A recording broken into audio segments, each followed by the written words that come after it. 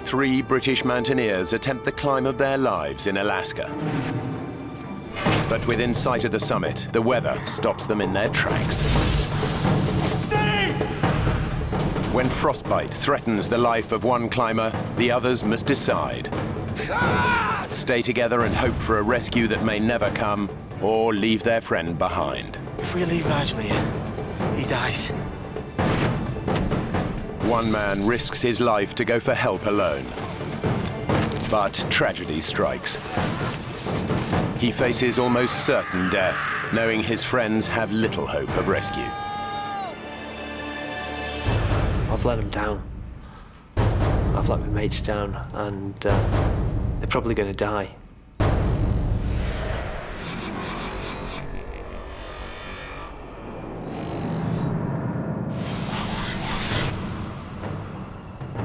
Mount McKinley is the highest mountain in North America. It stands in the Arctic Circle. It's one of the toughest climbs in the world. The team has set their sights on the 20,000-foot peak. They've been climbing for an energy-sapping 2.5 weeks and should be one day from the summit.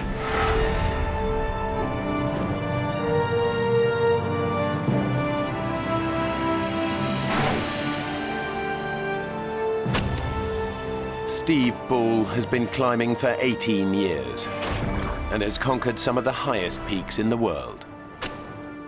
For me, the mountain environment is a very special and beautiful place. Particularly Mount McKinley, it's one of the great wildernesses of this world. It's been one of my ambitions for a long time.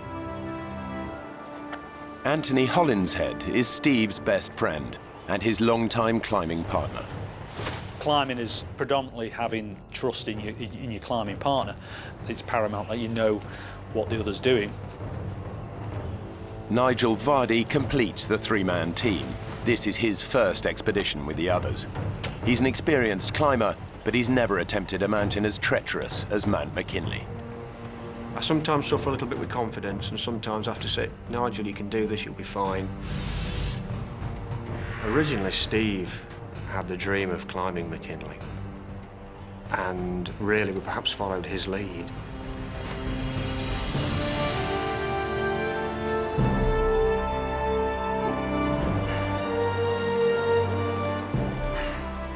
It would be the first big expedition that Nigel had done, so I think he was a little unsure of what was in front of him. With Nigel coming into the team, it's obviously changes the team dynamics slightly, I suppose. Stephen and I were used to making decisions. Right, you ready? There's an awful lot of pressure to work together well, because you are reliant on each other. Absolutely reliant. There is nobody else there. Come on now, let's get going.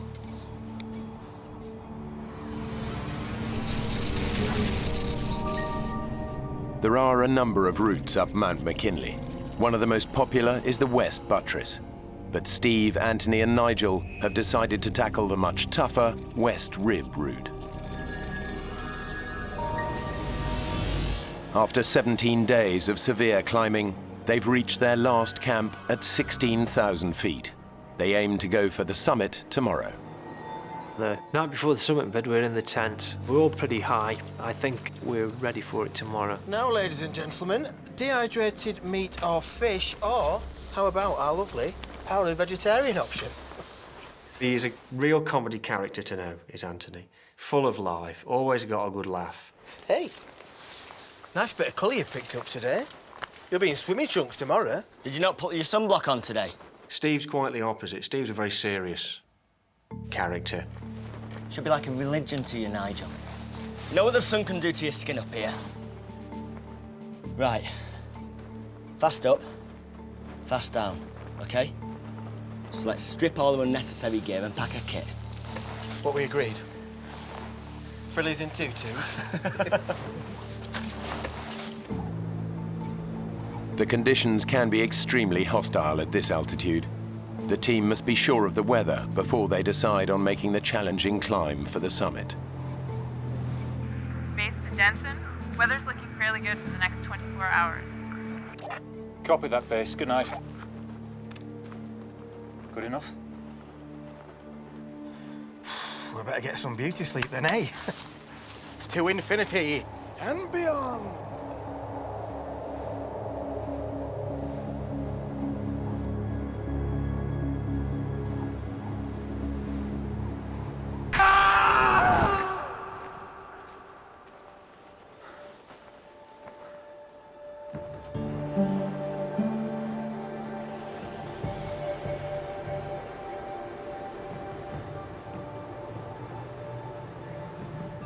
Fellas, you should have had this done earlier. He said, run for the summit, stick the flag on, get the photographs, and back down again. To get to the summit and back before nightfall, they need to travel light. They leave the tent and most of their equipment behind. The climb to the summit is about 4,000 feet from here, maybe a little bit more, and it's a lot to do in this altitude, so we've got to go light and get back down before it goes dark. They now face one of the toughest sections of the climb. Steve was sort of, come on, let's get on this thing. Bang, bang, bang, and away he went. On the opening stages, I'm not doing bad at all. But as the day is progressing, I'm thinking that we're moving pretty slow and we need to keep it moving a bit faster. It takes us such a long time to cover this. The time's really ticking away. After hours of hard climbing, the team are already behind schedule. They've now reached an area known as the football field, a flat plateau just below the summit. But the weather is changing. As we walked across the top of the football field, the wind started to increase rapidly.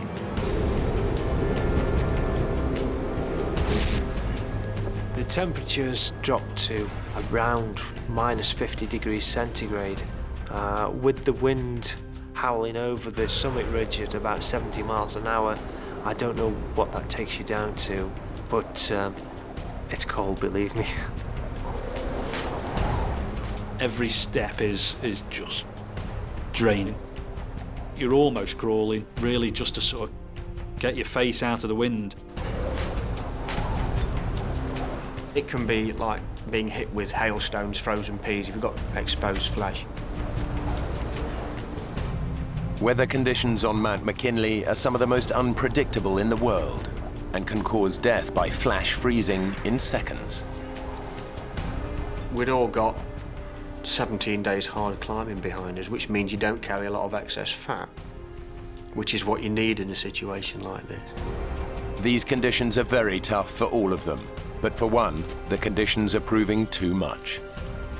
What I didn't realise was how cold Steve was getting. Steve was getting bitterly cold.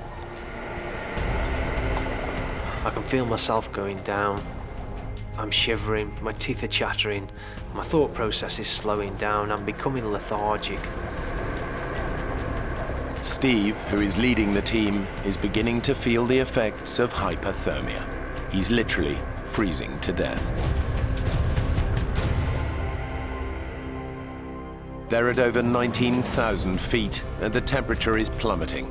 At such altitudes, the impact of an unpredicted storm like this is devastating. Steve is suffering badly. Anthony and Nigel know that they have to get him out of the freezing cold. We need to look for shelter! Get somewhere safe, now! Finding anywhere to hide up there is very difficult. You really are out on your own. Right! Up there! By the grace of God, we found a crevasse at the base of the summit cone. We took our ice axes and opened the face of it up, which was very hard work. I can feel myself going down. I'm shivering. Hypothermia is going to come soon if I don't get out of this wind.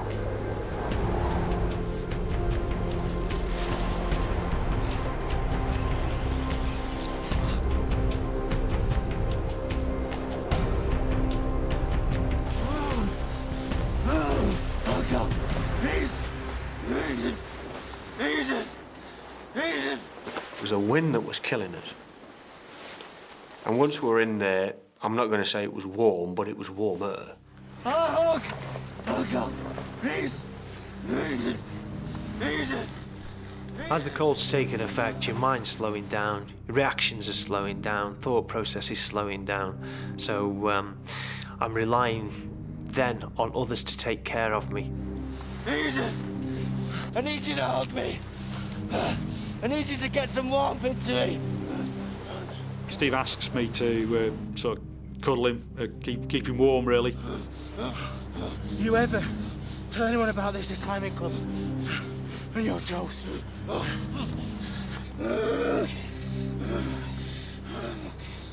Anthony was talking to Steve quite a lot, and I think that probably came from the fact that they were great friends anyway. They'd known each other a long, long time, and Anthony just wasn't going to let him go. Thirsty. Give us a drink. Nice drink. Let's see what we've got here.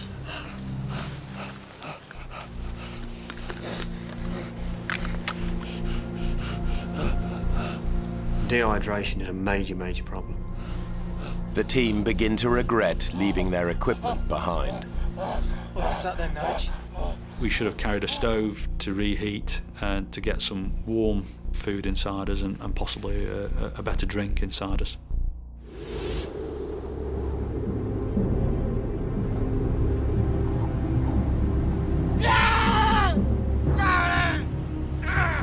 It's all right, mate. It's all right. Just calm down. I'm here, all right? So shh. We got to radio for help. Get them to send help. We'll never get Steve down on our own, not in the state that he's in. We've got no choice. I don't know. He's still shivering and moving. That's a really good sign. Nigel and Anthony know that Steve would want to carry on, but they now must decide if they should call off the climb and send out a mayday call. It's a very difficult decision to actually decide that we've got to make this mayday call because we don't know how Steve's going to react. We need to call now rather than waiting till it's too late. Just hope there's enough charge in the battery to get through. Tried to keep it warm, but it's so cold. Is it okay? We'll get a better signal outside.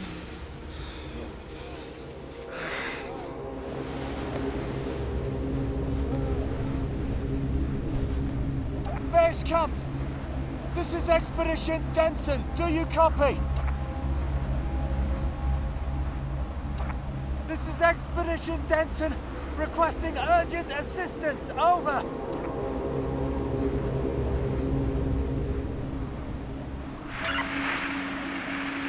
This is Base Camp. Base Camp receiving. If you're trying to reach us, we can hear your button being pressed, but no voice transmission.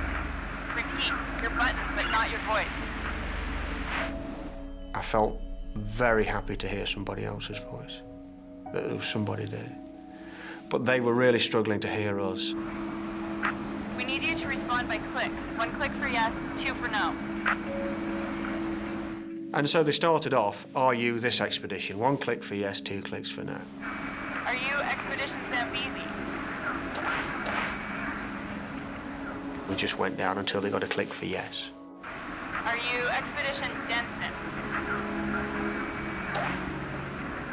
And at that point, they've got who you are, what route you're climbing, next of kin, equipment, all this information they can use.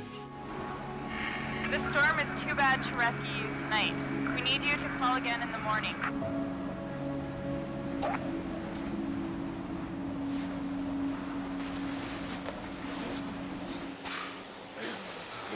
What did they say? I'm to call. Reconfirm our position in the morning. We've just got to get through tonight. Radio again tomorrow.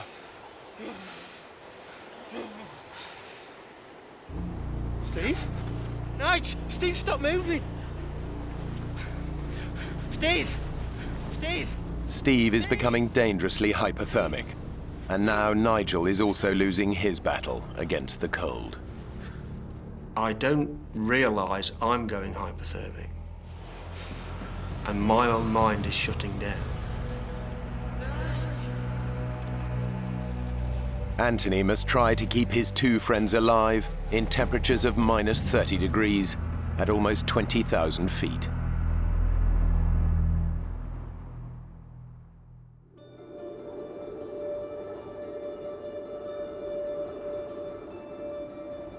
It's been a long night, but eventually Anthony emerges to see if the weather at least may be changing for the better. With daybreak comes another surprise. Morning. You seem disgustingly fit for a man who was a shivering wreck last night. Obviously these big manly arms of mine. Stuffed. Overnight, Anthony managed to slow the process of hypothermia by holding Steve's body close to his own, providing much-needed insulation against the cold. It was a vast improvement from the previous night. Steve actually was in a good condition. Come on, let's go and check where we are. What about Nige? Oh, we can get him later. Look, just like you and I, let's go and have a look at this mountain that we've been talking about for so long. Okay. At this point, I'm still hoping to make it to the summit, for all three of us to get there.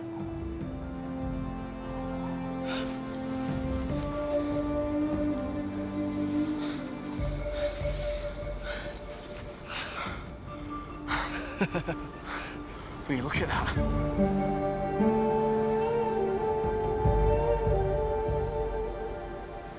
It's there for the taking.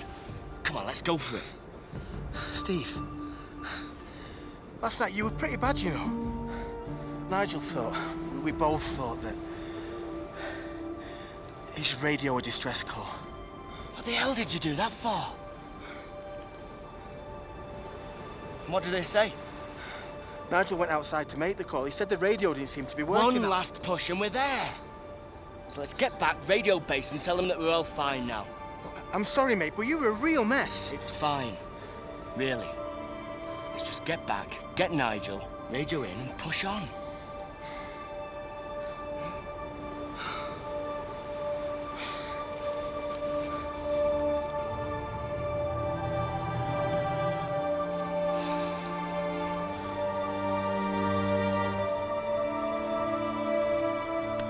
Nigel still needs to radio in to confirm their position and let base camp know that their emergency is over. I took the radio and I put it on the edge of the crevasse top while I hauled myself up and my rucksack. And I knocked it with my elbow. And just watched this little black dot go flying down the slope. And I thought, you prat.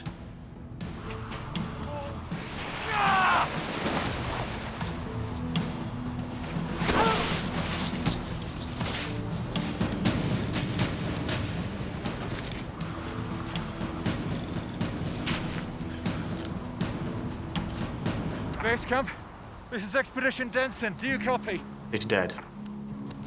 Which was a hell of a thing to realise. Base camp, this is Expedition Denson. Please come in. Your only means of contact with the outside world was gone. And it's the one thing that could save you, is being able to talk to people.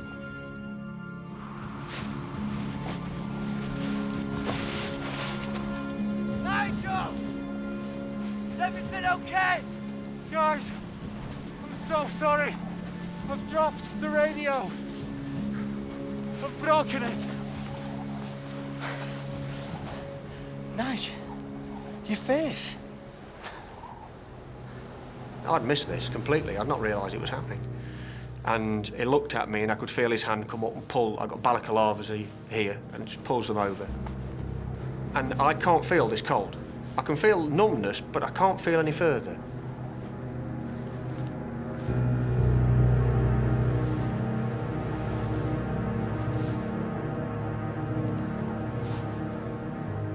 I look at Nigel and I'm shocked.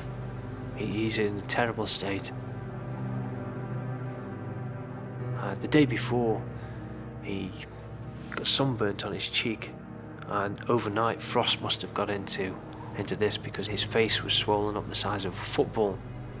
I don't know how long he's going to last. We've just got to get him off. Let's get you inside, eh?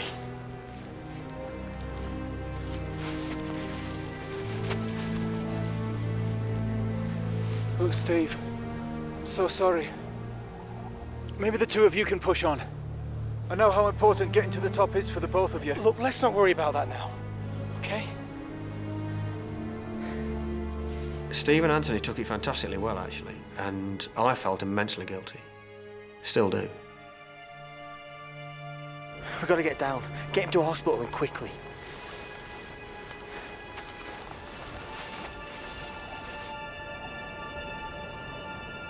The mountain will be here next year, be here the year after. If we leave Nigel like this, he might not be. We've got to get down. With the radio now broken, all chance of communication is gone. It's a race against time for Steve and Anthony to get Nigel down the mountain.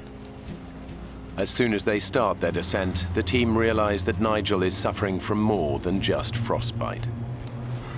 When we set off back, it's obvious that Nigel is struggling, and we didn't realise that his eyesight was quite as bad as it was. The swelling on Nigel's face has forced his eyes shut. He's becoming weaker and confused, slower with every step.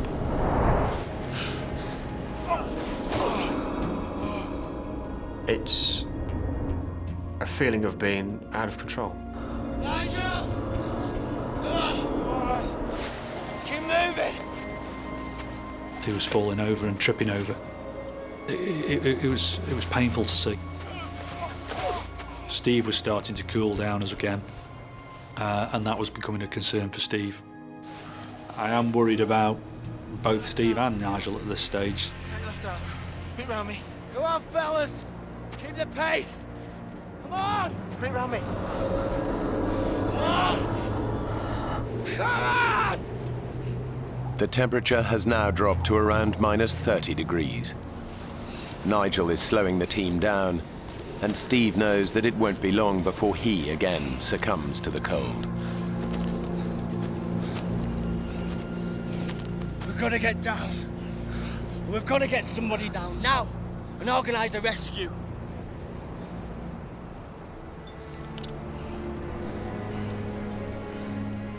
Tony, I can't keep going at this slow pace. I'm going to go hypothermic again. I have to go down on my own. The decision when Steve says this to me is do I stay with Nigel or do I go with Steve? If we leave Nigel here, he dies. I didn't think Nigel was in a fit condition to sit it out on his own. I don't think he would have lasted very long if he'd been left to his own devices. You're the only one who can make that descent on their own. It's up to you, mate.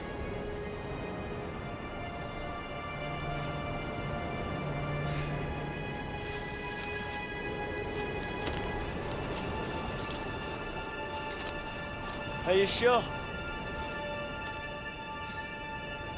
Yeah. It's very selfless of him to stay with Nigel. You be all right? Will you? See you later. Steve.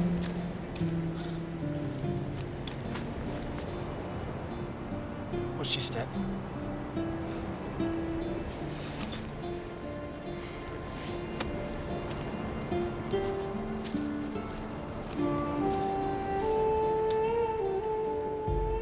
Somewhere in the back of my mind, I can hear some mumbling going on.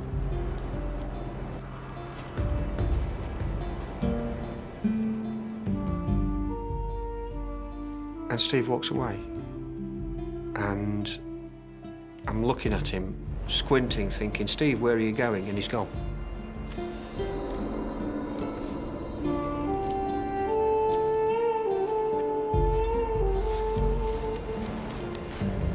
Nige, we're just gonna settle ourselves here for a while, okay?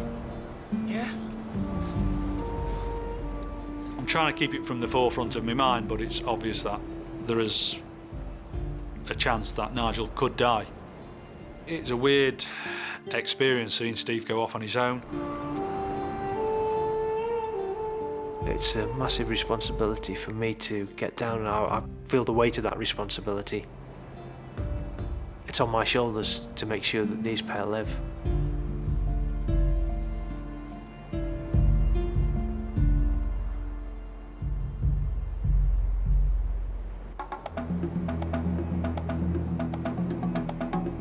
Steve believes the lives of his friends now depend on him, successfully making the treacherous descent down the mountain alone to raise the alarm. He's decided to descend by the more popular West Buttress route, where he hopes he's more likely to meet other climbers. But it's not the route the team used for their ascent, so Steve has no experience of it. The pressure's on to get down really fast now, but I can't pick out where the route's going. I'm worried at this moment that I'm not going to be able to get down quick enough for Nigel. I know that sometime Anthony will make a decision that he's got to get down if no one's come up to rescue him.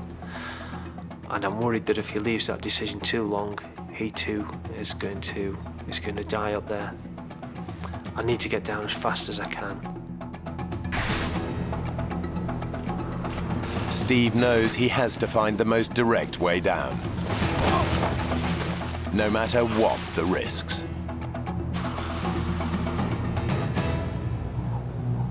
I'm going to go for the ice chute. I think it's the fastest option, and I can clearly see where I'm going.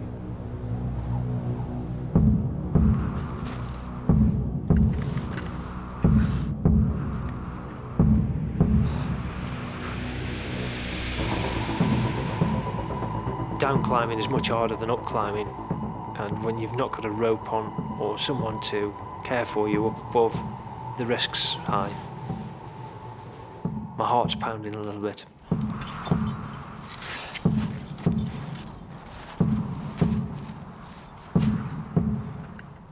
Everything seems firm, everything's holding. Okay, big breath, come on, let's go. Good. Solid. Okay. Another placement. It's good. Solid. Good. Solid. Good. Solid.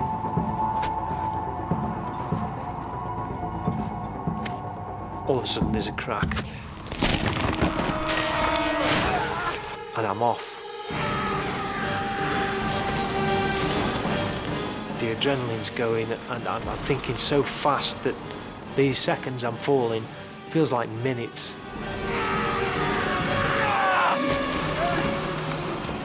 There's absolutely no way I can plant this ice axe to stop my fall. It would just rip my arm out of the socket. I need to stop.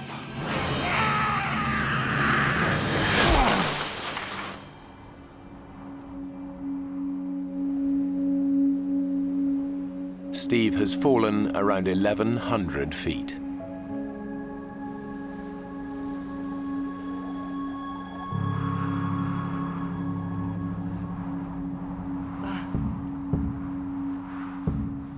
Oh, I can't believe I'm still alive. The fall should have killed me.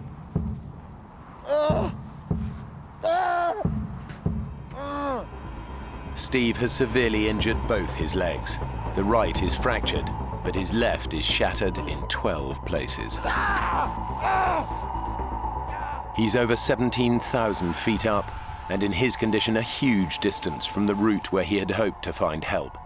Over 2,000 feet above him, his friends are waiting for the rescue that may now never come.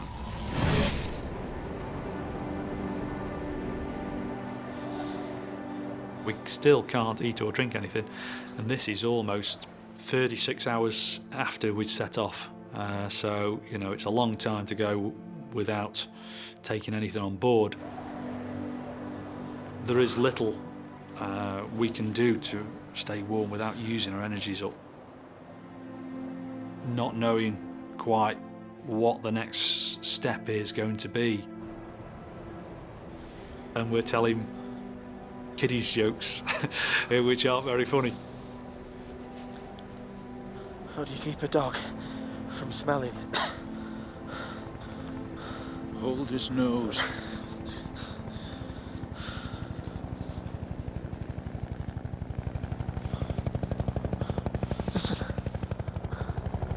listen.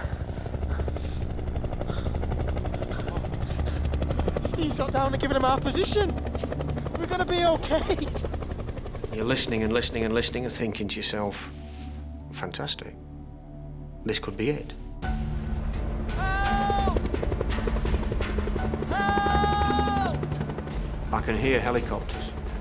You can hear the chopper blades coming round and round the mountain. Help!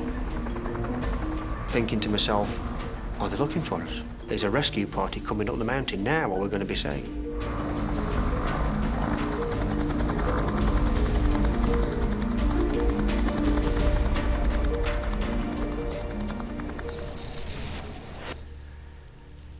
And the blades go away and sink into the distance.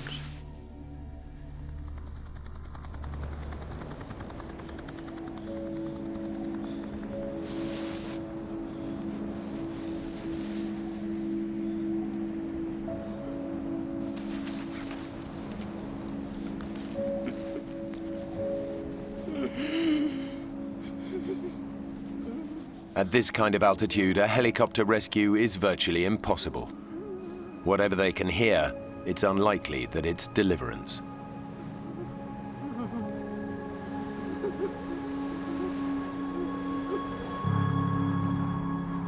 Beneath them, Steve is critically injured, but is making a heroic effort to drag himself to where he can be spotted by other climbers.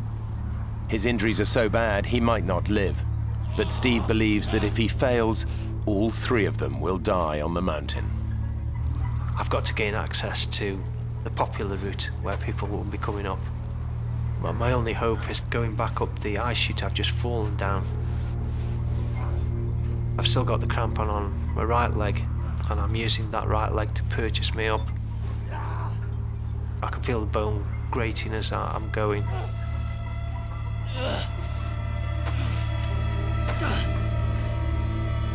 I get so far up, and my crampon slips, and I'm sliding back down again.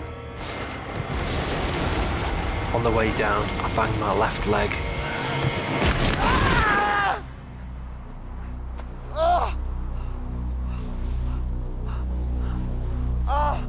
Pain's quite excruciating now.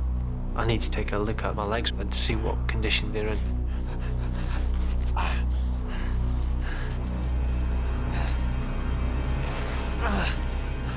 I roll up my trousers.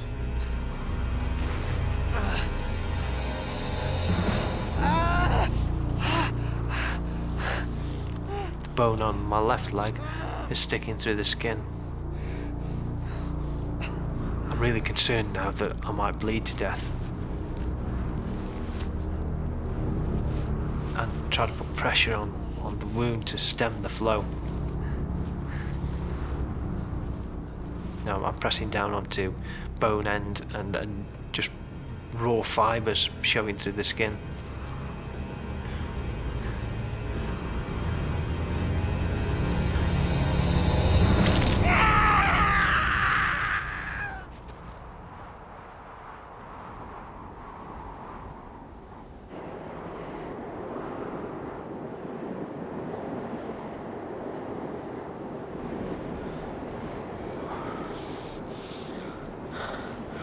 Knock, knock.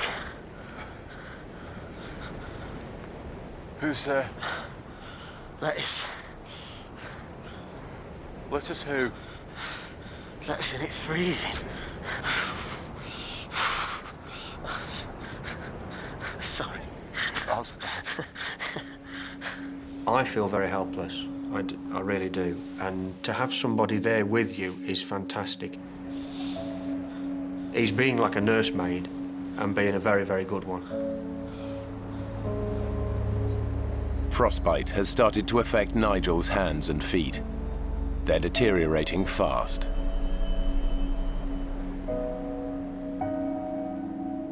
Nigel's extremely weak. He's very cold, and myself, I'm actually getting colder at this stage. Let's get this glove back on.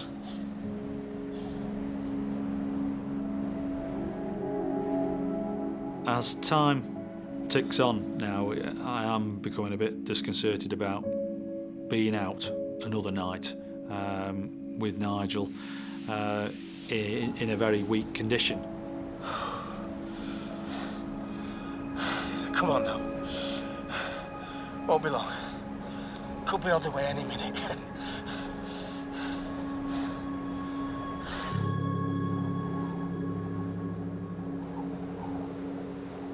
Steve is desperate to press on for help. He must splint his leg to keep going.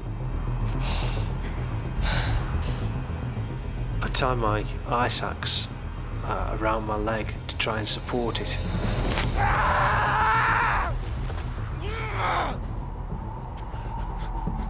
Everything's lined up now, and I'm looking in better condition.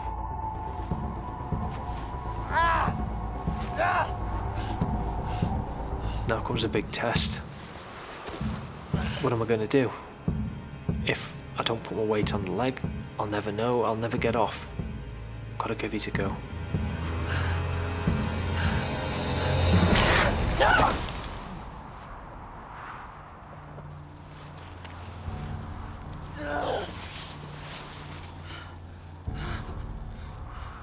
I'm sitting here in the snow, wondering what the hell I'm going to do. I can't stand up and walk. I've tried crawling.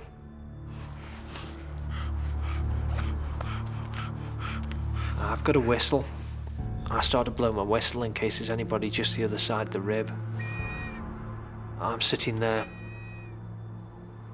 thinking, what else can I do to attract attention? I've got nothing else. I've let them down. I've let my mates down, and they're probably going to die.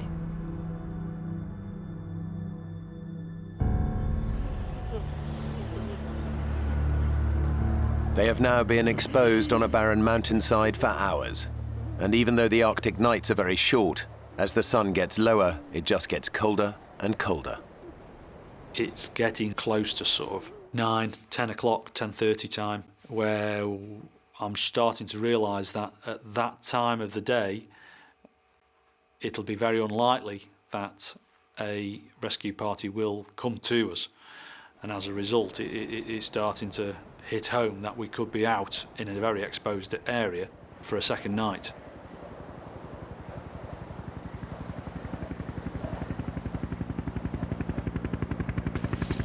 Nigel? Nigel? Oh, God, please.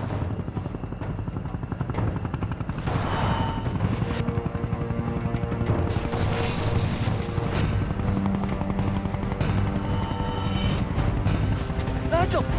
Look!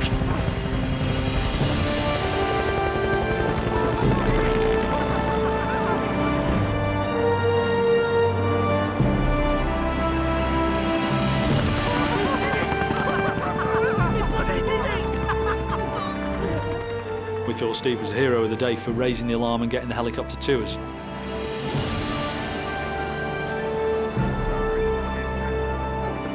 At 19,500 feet, this is still the highest helicopter rescue on record in North America. And it was only attempted because of Nigel's mayday call the previous night.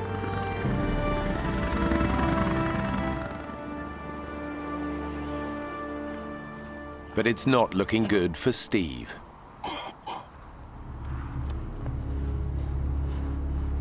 Night is beginning to fall, and in these temperatures, Steve knows he'll be lucky to survive the hours ahead.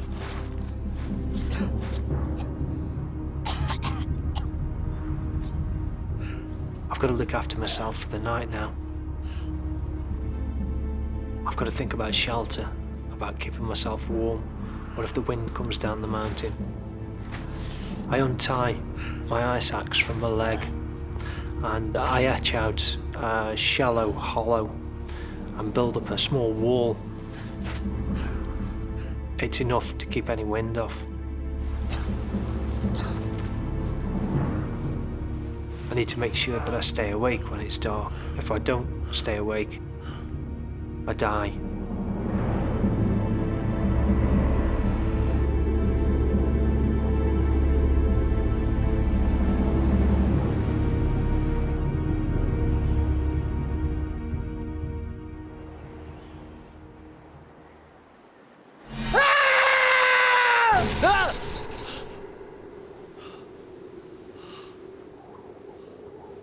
This is it. The sun's gone down. If I think about 4 hours in the dark, temperature's down to minus 50 centigrade, and surviving it, it's a long, long way to go.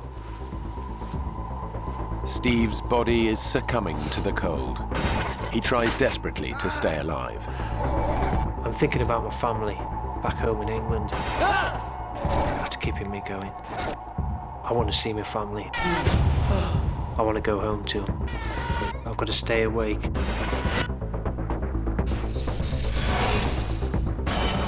I'm messing with my leg. Putting my goggles over my eyes so my eyes don't freeze. Even tapping my leg to stimulate some pain so that it keeps me awake.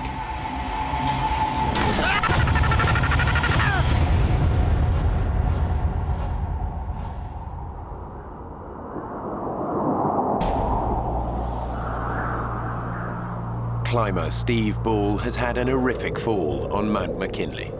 He's been stranded for 15 hours with terrible injuries in unbelievable cold. His fellow climbers, Anthony and Nigel, have been rescued. All he can do now is hope someone finds him before he dies. Steve! His friends have no idea that Steve is still lost on the mountain. Somebody came into my room in the hospital to ask me what Steve was wearing. It's only then I actually realised that Steve wasn't in a place of safety.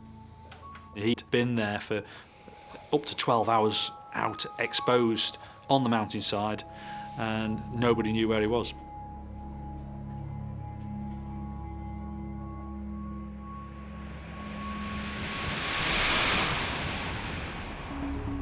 Climbers have now been alerted and are out searching for Steve, but they have no idea where to look for him and have little hope of finding him alive.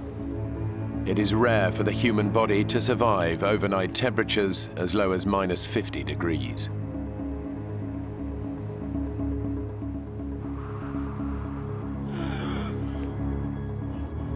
I can't feel my feet anymore. My nose is cold. I don't want to take my fingers out of my pockets. I just want to stay huddled up. I haven't got a lot left. I'm starting to lose it. Steve's lost all hope of being saved. He hasn't made it to the path. All he can do is wait for death.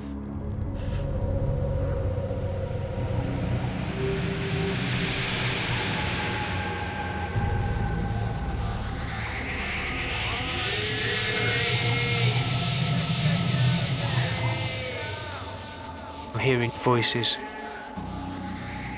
and I don't know who it is. I think I'm dreaming. But it's not a dream. These voices are real.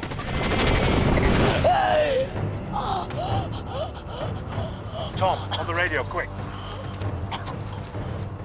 I know these voices, and I know I'm being rescued.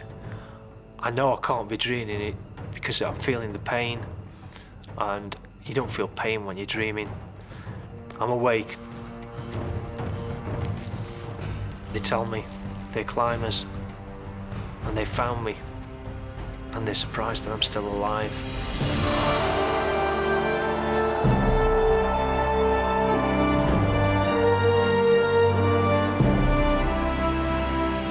I'm cold, but I'm alive, and I'm going to stay alive. I want to go home.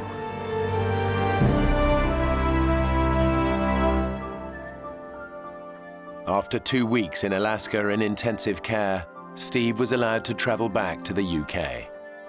He spent a further 6 months in hospital and another 2 years in rehabilitation.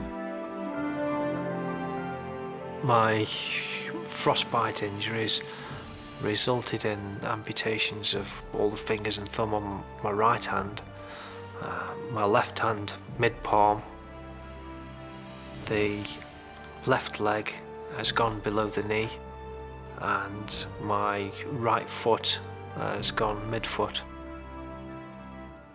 and of course, a little bit of nose. Anthony and Nigel both suffered from severe frostbite. Anthony lost 2 fingers. Nigel lost all his fingers and all of his toes, as well as needing skin grafts to reconstruct his cheek and nose. I've managed to travel the world numerous times since all this happened and go into the Arctic, the Himalayas and climb. A little slower. Steve's asked me, as he would, whether we could go back and do it again, and I'd like to think that we will get back and get another expedition planned, possibly all 3 of us together, and do something, but we'll have to wait and see. I'm disabled now, but I'm out fell running, out walking, I go rock climbing, I go mountaineering, snowboarding, skiing, canoeing. I still go back to the mountains, I still climb, and I still get the same pleasure and enjoyment from the mountains. So, no, it's not worth losing life and limb, but you can't stop going. I'm hooked.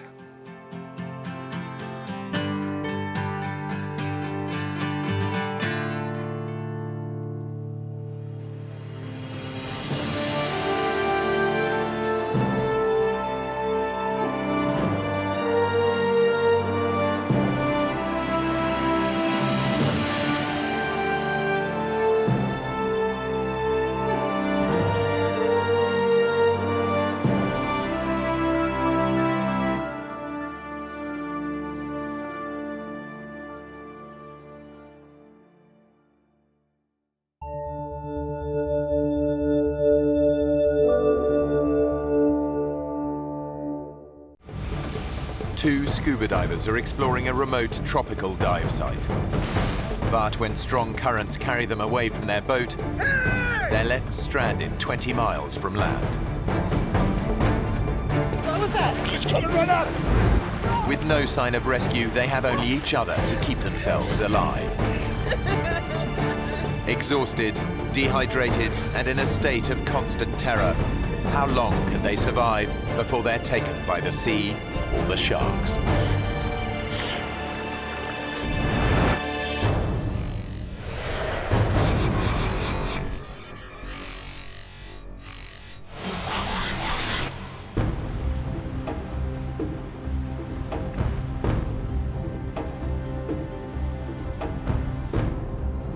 I didn't know what to expect going to the Solomon Islands for the first time. I remember getting off the plane and thinking how awfully hot it was. 35-year-old Melissa Armstrong was a hotel manager in Toronto. But fed up with metropolitan life, she quit her job and traveled here in search of adventure. I wasn't feeling fulfilled. I was really wanting to make a change in my life. And I thought, okay, this will be an adventure. She's found a job working with marine researcher David Tomlinson, who spent almost 30 years studying the oceans. I began diving in 1963 in the Bahamas. I'm very lucky to be able to study much of our oceans and see things that not a lot of people get a chance to see. Hey. Hi. How you doing? Good. Stephen, Peter, this is Melissa. Hey. So you all set to see Cavachi? Yeah. Yeah? All right. Come on aboard. Cavachi is an oceanic volcano which David has been studying for years. After he filmed this eruption, the volcano disappeared beneath the waves. Now he wants to find out what's left under the surface. The 4 of us went out, and I mean, the weather seemed to be ideal. Everything was supposed to go like clockwork. The dive site is 20 miles offshore. Melissa has never been diving so far from land. I was excited. I felt good about the dive. It wasn't until I went out there that I thought, oh, wow, I'm really out in the middle of nowhere. And then when we got to the dive site, something inside of me changed, and I thought, there's something wrong. What's up? Nothing. Well, I guess maybe I'm just a little nervous. What about? I was a little embarrassed because I wanted to be like the guys, one of the guys, and I said, I'm afraid of sharks. No, you don't have to worry about sharks. They're much more afraid of us than we are them. I doubt it. I'm serious. They hardly ever bother divers. Now, if you were up on the surface like a surfer, flapping around, then you look like shark bait. But when you're down below, there's nothing to worry about. Can you zip me up?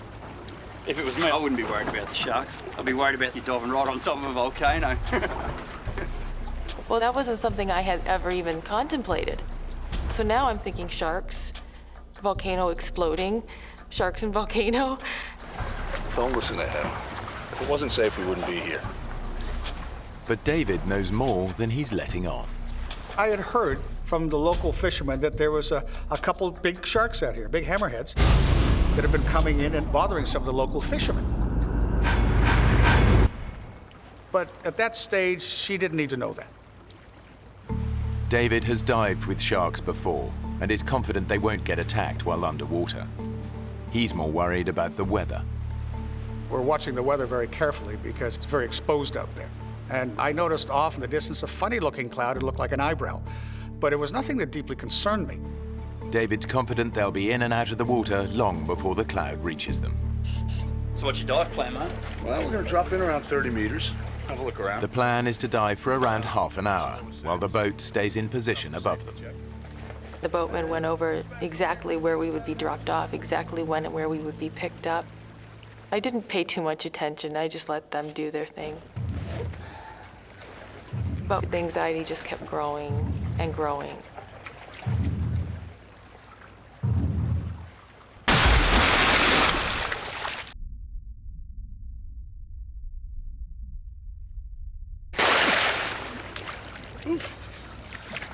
Come on in, the water's fantastic.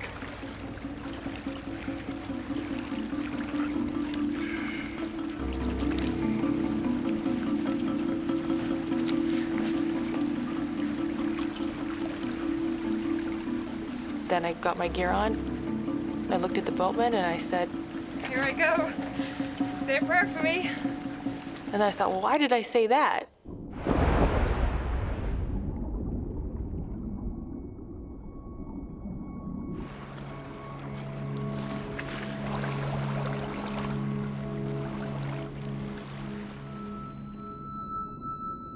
The dive was completely different than anything I'd ever experienced.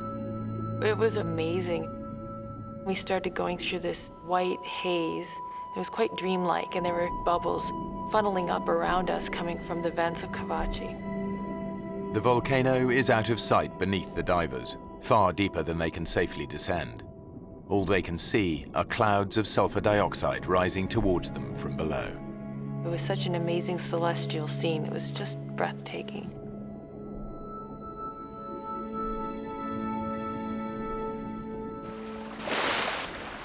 After 30 minutes, the divers surface. That was amazing, wasn't it? It was awesome. The weather has changed dramatically. The dark cloud David spotted earlier is now above them. God, it's really choppy now. Yeah.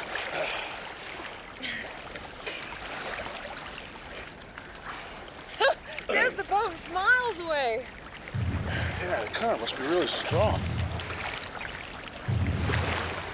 Hey! Hey, guys! Hey! We're behind you! Hey! I remember thinking, oh, okay, that's no big deal. I was just looking forward to getting in the boat and putting a towel around myself. And then they didn't turn around. They got the engines on. I can't hear us over the engines. Turn them off! Cut the engines! Turn it off! Hey! I said, David, why aren't they turning around? And he couldn't answer that question. You're yelling, you're screaming at the top of your voice. Why isn't he looking? We're here. Can't you see us? The boatmen know the divers must be out of air by now. They expect to see them surface, but the dark sky has made the divers impossible to spot. While the engine is keeping the boat in position, they have no idea that a strong current is pulling the divers further away. Where are they going? They're not going anywhere. It's, They are. No, it's the current. It's pulling us away. Yes, you feel anger. You feel like, come on, turn around and have a look at us. Why aren't you looking at us? Hey! The current was pushing us away. We could see him. They couldn't see us. Running the engine to hold the boat in position is burning up fuel. If the boatmen don't leave soon, they risk being stranded. One of them makes a desperate attempt to locate the missing divers, but he has no idea just how far away they are now. With the fuel tank almost empty, the boatmen have no other choice but to return to the island to get help. Guys! Go! It happened quite quickly. We watched them disappear, as if the sea swallowed them up. I said, David, this is bad. This is really, really, really bad. David and Melissa are now stranded, alone in the ocean. The nearest land is more than 20 miles away. All they can do is pray for rescue. I still had faith that they would come back, ride over the waves like heroes and pluck us out of the water. But they didn't. We are absolutely alone, miles away from land. I knew we were in trouble. So do you think we could swim for it? No. It's too far. They're gonna be looking for us down current. I think we should just stay put. Huh? I said, let's not ruin the chance of them finding us, because the boat driver was the only one that knew we were in trouble, and he knew that if he'd come looking for us, he'd come down current. So we were gonna stay down current. How do you know they're coming back?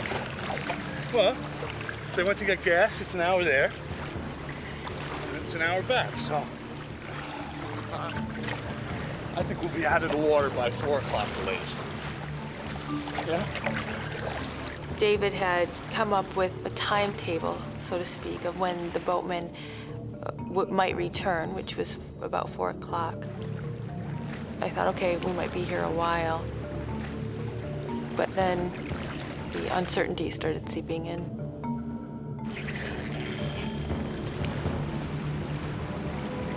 David, are you looking for something?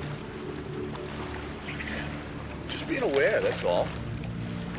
I really, really, really do not want to get eaten by sharks. Hey, you need to calm down. I think at that point, a bit of anger was coming in. He should have known better. How could we be in this situation? Please don't tell me to calm down.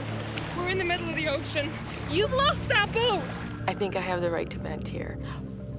I won't say what I said, but I swore a little bit.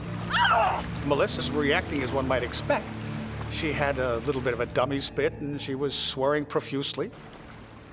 She's relying on me to ensure that everything went smoothly. And at that stage, I'd shot myself in the foot big time. And it just was turning sour as the moments went on. David and Melissa ignore each other, forgetting they're floating in a powerful current. David! David! The current pushes that far away. It was scary. Come here! We had to try to swim against a knot to a knot and a half current. Swim to me!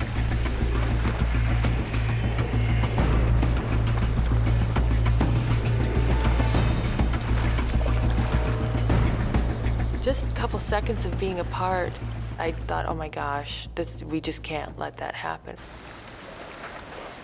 I took her regulator, shoved it in through my BC, which was an easy way of making sure that we didn't get separated. Because separation in a scenario like that can be deadly.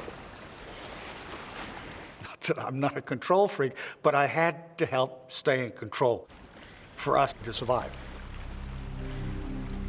David said, let's just conserve our energy. That's the most important thing right now. So the plan was that I would wrap my legs around his waist and my arms around his neck. So his face was right here. But I didn't want to look at his face. I didn't want to be in that situation. I didn't want to be in the middle of the ocean. But what choice did I have? Hey! Hey! 20 miles away, the boatmen get back to the island and raise the alarm. I lost 2 divers out there. The locals know the seas around here well. They've all heard the stories of giant hammerhead sharks preying on fishermen. They know they may not have long, and search parties race out on the hunt for the missing divers. David and Melissa can only hope that help is on its way. But with each passing hour, they're getting more nervous. In the Solomons, there's a phenomenal amount of sea life there. Our biggest fear at that stage, I believe, was sharks. I'd imagine them circling below us. This big mouth coming up and tearing into one of us.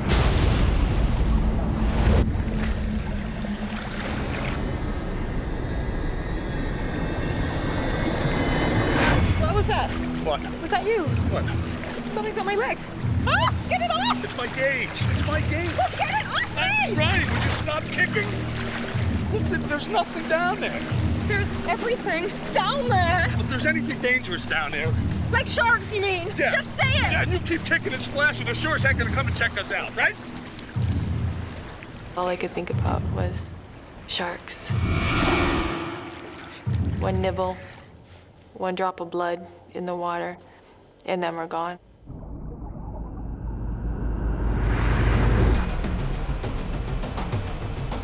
The search parties have finally reached Kavachi, but they have no idea that David and Melissa have already drifted miles away in the current.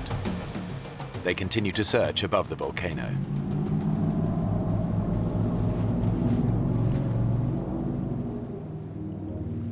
David was convinced they'd be found by 4 o'clock. Now it's almost 5. They're still 20 miles from land, and there's no sign of rescue. It was very clear that David wanted to stay still. He didn't want to move. He wanted to conserve his energy. I remember turning around and just looking all around me and just seeing all this water. And then looking at the land again and thinking, there's no other option. I really think we should try and swim. David looked in my eyes and he knew at that point that there's no arguing. We're gonna start swimming. Okay. Take it nice and easy, okay? No splashing. I'm gonna keep my head underwater. You keep a lookout, okay? Nice and easy. Okay. I remember him saying, let's just get very slowly, peacefully on the surface, just moseying through. There's no reason to bring attention to ourselves, and don't kick too hard because we'll just get exhausted. With 30 years diving experience, David knows that splashing about on the surface creates its own risks. I didn't want to become part of the food chain because having watched the oceans and observed what happens there my whole life, there was a pretty strong likelihood that some sharks would come up and have a good look at us. You're on edge, totally. It was not a good feeling, not at all. While David keeps watch below the surface, Melissa scans above for any sign of danger. You see these pointed gray waves, and then all of a sudden you think you see fins. What? And so your mind plays tricks with you. What? Nothing.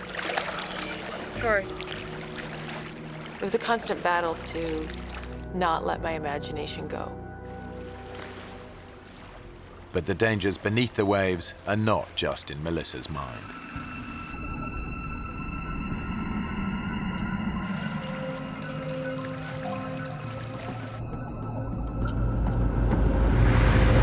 Ow! Something gripped me. What? Where? Oh, Ow! Then I looked in the water, and there were millions of these little globs, little translucent balls. Oh, jellyfish! All right, look, they hurt. They're not gonna kill you, okay? Just swim through.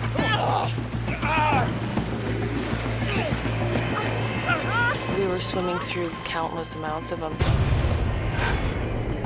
We were getting stung all over the place. I remember trying to count the stings. I got up to 64. But then it all blended into one. It was just the zapping pain that was shooting through my entire body.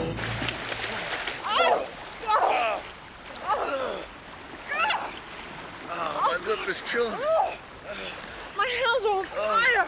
That's okay. I'll go down in about an hour. Are you okay to go on? Yeah. Yeah?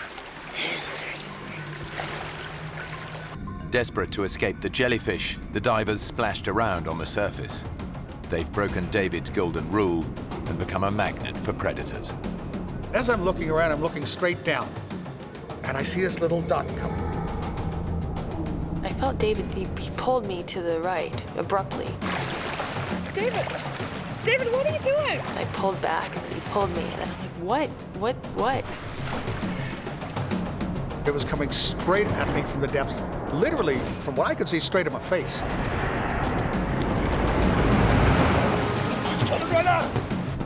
It was this huge, ugly barracuda, probably 5.5 feet. They can be very aggressive, and they have been known to attack people before. David knows the great barracuda has a ferocious bite. All he has to do is hit me in my hand, my arm, my leg. If I start bleeding, I've got another major problem. I've got a problem with sharks. Against 2 sets of razor-sharp teeth, David's only defense is his camera. I needed something to ram and protect us. That was the first thing to use.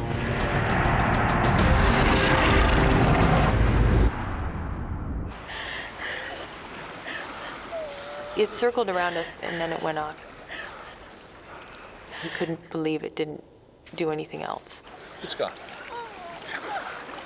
But I kept looking for it because I just didn't want to be caught by surprise by one of those.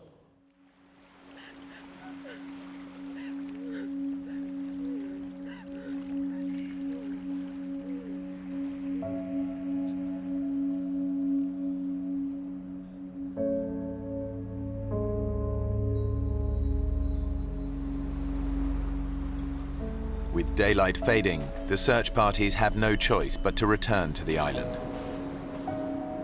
They've spent over 6 hours searching for the missing divers. They'll start again at first light, but everyone knows that by then, the odds are they'll be looking for dead bodies. As the sun went down, I felt really sad. I didn't understand why they didn't come back for us. I was hurt. How could this be? How could they not come back? Maybe they're back there looking.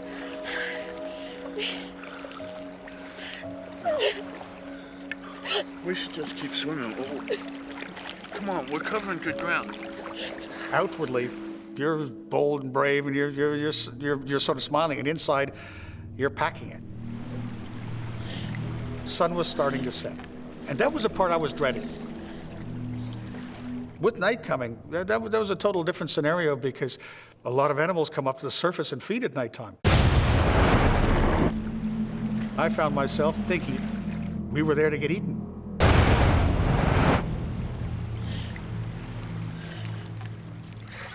Despite David's fears, they're still 15 miles from land. Their only option is to keep swimming.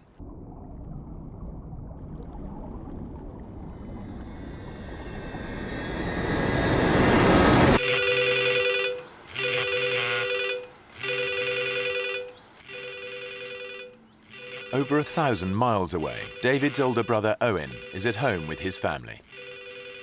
It was about 6:30 at night. I just sat down to dinner, and I got a phone call. Owen Tomlinson. And it was David's secretary from Cairns saying, Owen, I've got some bad news for you. David is missing at sea. What happened? And I was informed that he went diving and never came up. We just lost our younger sister with cancer about 4 or 5 months previous.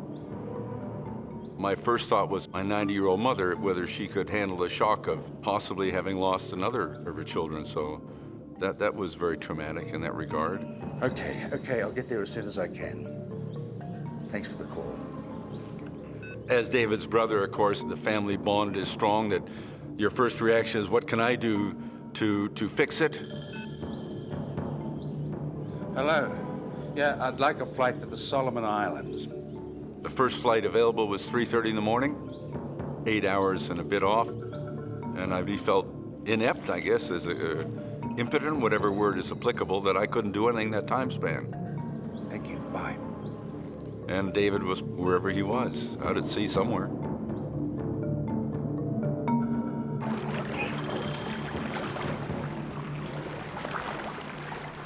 As night started wrapping itself around us, it was completely terrifying.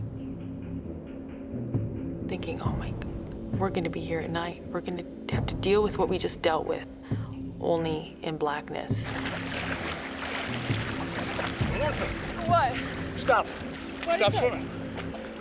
Look, in the water. All of a sudden, I find that every time we move our arm or our leg, the water's glowing.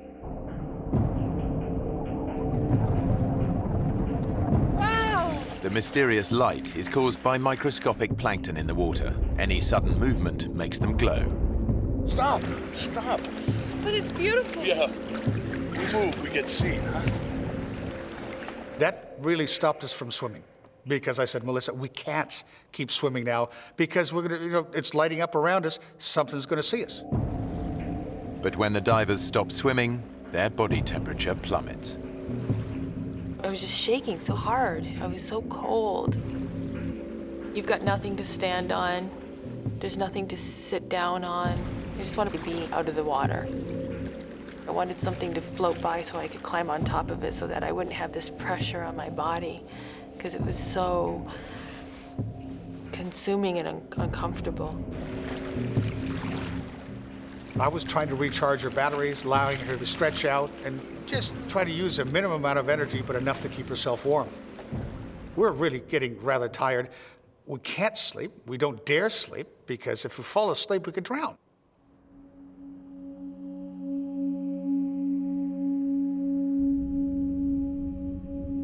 I had taken my mask off, and I remember putting my arm through it. I went to reach for it, and it was gone. Oh, God.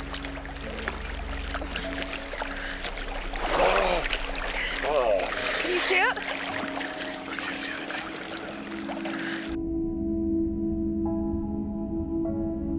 That's horrible because as far as survival is concerned, that's such an important tool.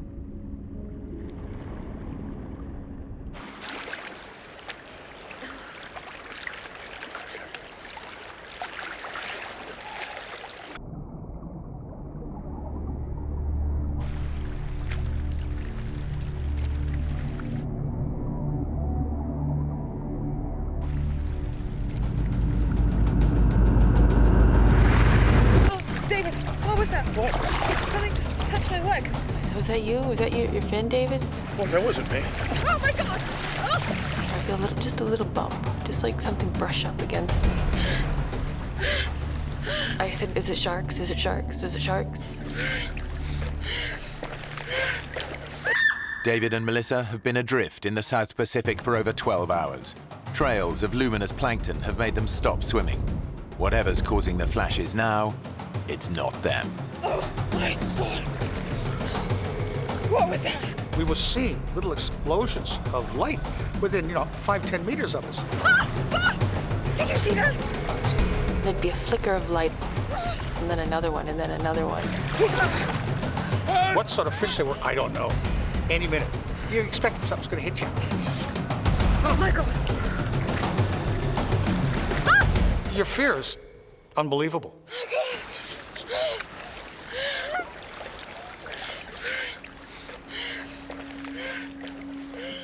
The night was the most stressful time I've ever had in my life. It's as far as your emotional lows are concerned, that'd have to rank up there with them because I've never been so hopeless. Every minute that we're out there, you become less convinced that we're gonna get out of it. We're in a really bad place here. I don't know what's gonna happen. Part of what we went through, was discussing what we pass on if I don't survive. Tell my kids I love them. And my family. Scary. Oh.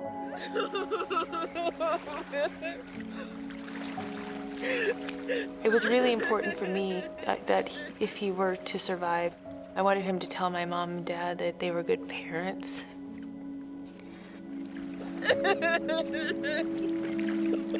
He started crying and he said, "You're gonna live to be very old. You're gonna have children." And that was hard.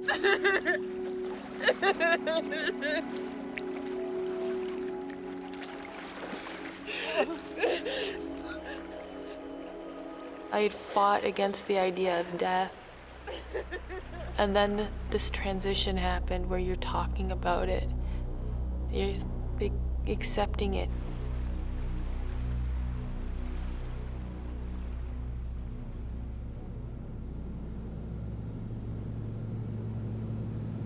David and Melissa were 19 miles out at sea. I'm looking out the windows of my plane, and it's black. And I'm thinking, they're down there in the water somewhere, and it's black.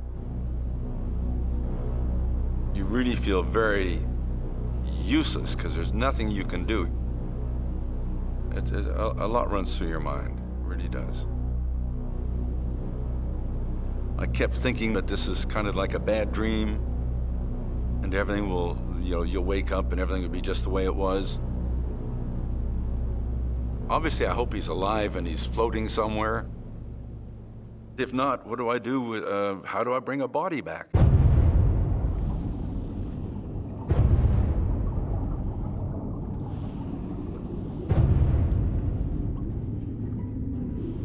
There was one point where I thought maybe David can just hold me under.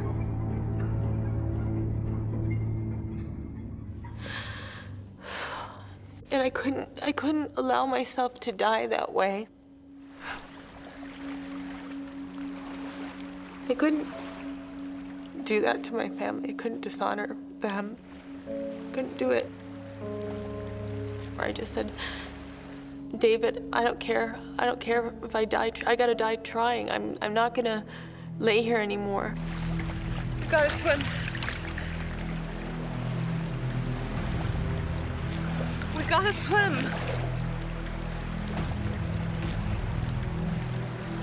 David, please. Please.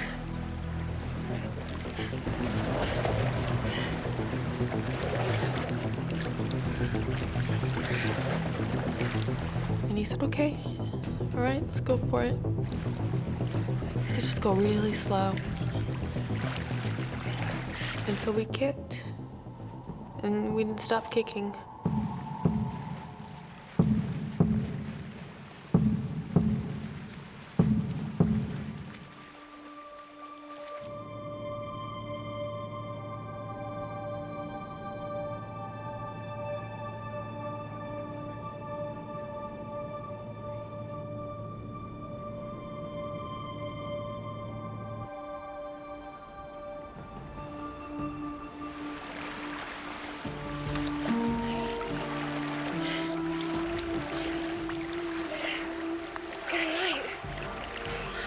After living through that darkness and then seeing the light, it just changed. It just gave me something I didn't have. It was glorious just seeing that sun. It was one of the finest sunrises I've ever seen in my life. It's just to watch the light come up was great. And then I could actually see for the first time the land. I could see that it was actually tangible. Oh, you're closer. It is closer. My eyes were completely glued to the land. That's all I could think about. Melissa may be feeling more positive, but David is 20 years older than her. While he allowed her to rest during the night, he's been awake since 6 a.m. yesterday. As we went on, I was getting really tired. I've been going for 24 hours at that stage. He started acting very erratically. I remember watching a snorkel slowly sink into the water. And just when it was about an inch from the surface, I would nudge him and he'd pop his head back up. David, you okay? You all right? Seeing him like that scared me a lot. I remember thinking, what if he drowns?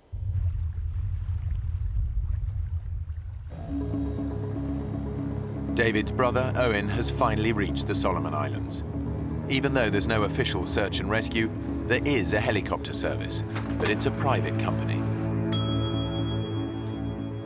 When we got the helicopter chartering service, they weren't really sitting around waiting for me. They were doing other things. And I'm standing in the counter saying, come on, you know, I want to get this up and going.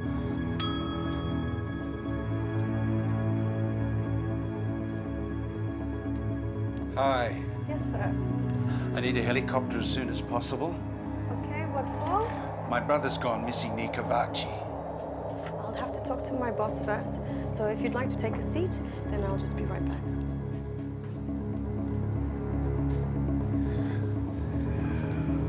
I was hoping they would be out at first light, but it was probably closer to 8 in the morning. It was a bit upsetting because we wanted to find the two of them as quickly as possible.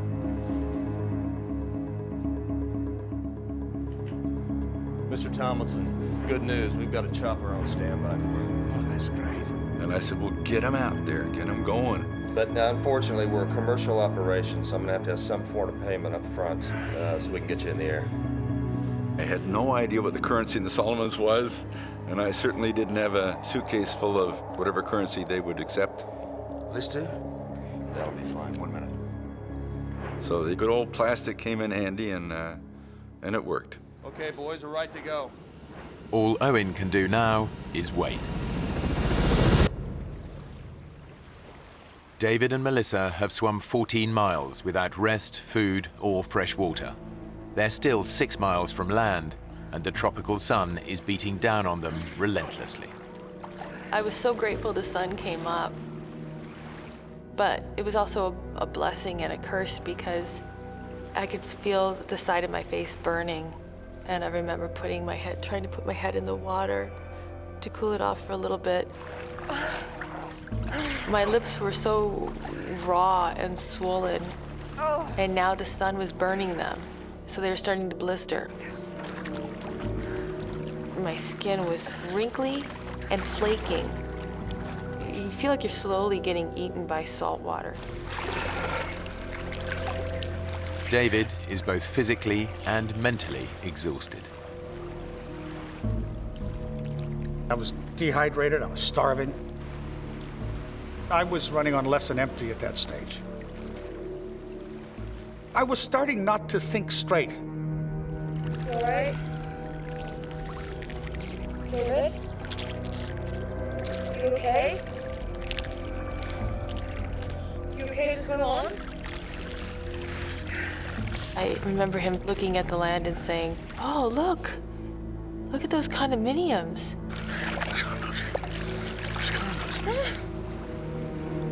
And I said, there's no condominiums.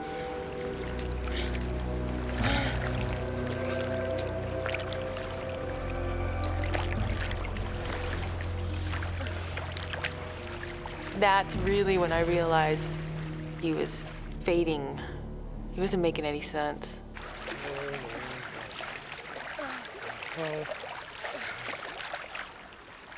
I was getting closer to almost total exhaustion. And all of a sudden, we finally heard it. It's a helicopter! That wakes you up fast. It's the helicopter chartered by David's brother. Rescue is finally in sight. Oh, it was the most beautiful thing I've ever seen in my life. It was amazing, and here it comes, and we waved and did all the right things. But we're wearing suits that are black and blue. We don't stick out. We need something reflection. Over here! Why Find something reflective! Hey! We made it through this hellish night. The sharks didn't get us. Yay, here's the helicopter, and they're here to save us, and everything's gonna be okay. And they got closer and closer, and we're trying to signal, and then they turned.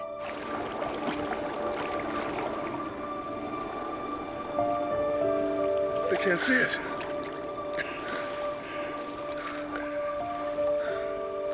And then they went off. And that was disheartening, to say the least.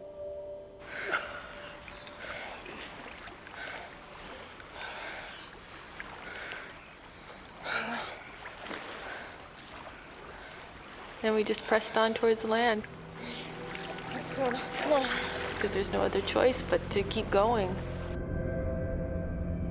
The exhausted divers are only 4 miles from land. But for David, this is the most terrifying part of the entire journey.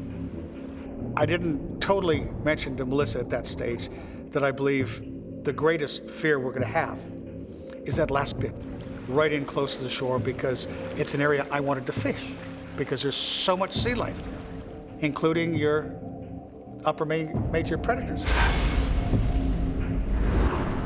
And at the same time, I didn't tell her about 2 big 20-plus foot hammerheads that I heard about that had been bothering the fishermen. So that deeply concerned me, but she didn't need to know that. But what David doesn't know is that his fins have been chafing his ankles. He's now bleeding profusely. Hammerhead sharks can smell 1 drop of blood in 1,000,000 drops of seawater. It's only a matter of time before David attracts attention.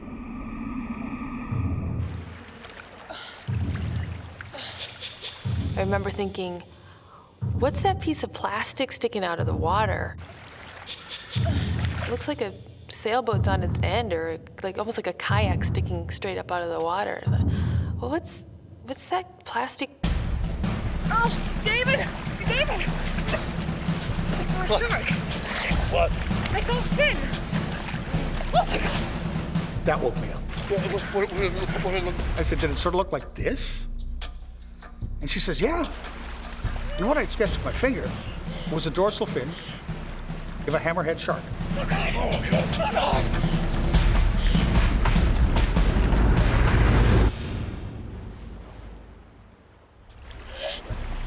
Just offshore, they've spotted a hammerhead shark.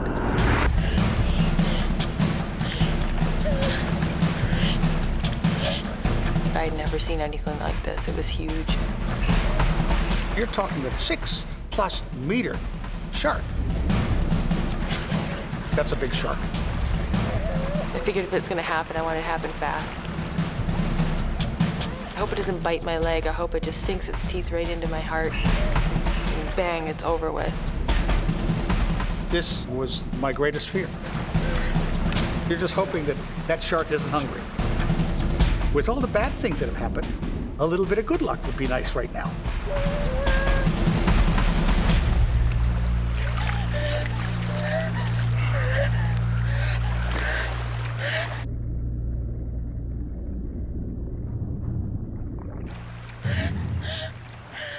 The hardest problem is that you know it's still nearby. You're still waiting in the back of your mind, it's going to sneak up on you. The divers make a last desperate attempt to reach land. After 26 hours in the ocean and an agonizing 20-mile swim, they're finally just a few hundred yards from their goal. But getting ashore is far more dangerous than they ever imagined. This wasn't a sandy beach that we would float up to gently. This was an extremely pitted, jagged, horribly craggy shoreline. David, look at the rocks. I knew that with our bodies being so soft, so pliable, our skin just being mushy, all I could think of was how badly we're gonna be torn up. 26 hours in the water has taken its toll on their skin. I looked at my hands, and my hands were just unbelievably wrinkled from being in the water for so long. And right in the corner of my thumb just where my nail meets. A bit of flesh had fallen off. At that stage, our flesh is so soft from being in the water so long, it's not going to take much to hurt ourselves badly. It just takes a little piece of rock that's sticking up and it's going straight through you. The rocks could be lethal, but the shark might return at any moment. It's a do-or-die decision. Give me your vest. I discussed with Melissa exactly what we're going to do. We've worked out a plan. Get that out in front of you. The body surfing on these, okay? So now I'm thinking, how on earth we're going to body surf and survive?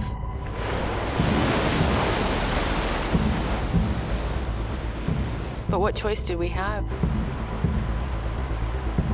It was completely terrifying. We're 100 meters from the shoreline, but the odds were that we weren't going to survive. You ready?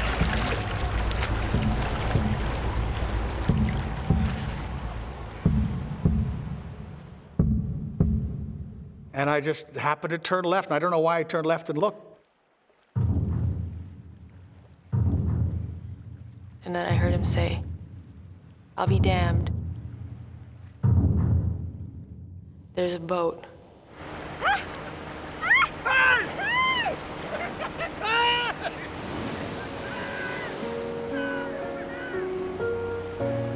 It was unbelievable.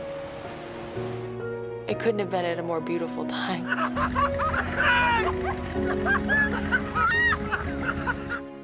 It was an unbelievable feeling. Absolutely unbelievable feeling. Because then it was just like one of the heaviest weights you'd ever have in your life lifted off your shoulder.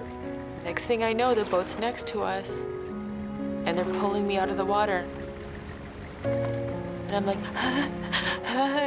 I was this crazy mad woman. I was crying and laughing.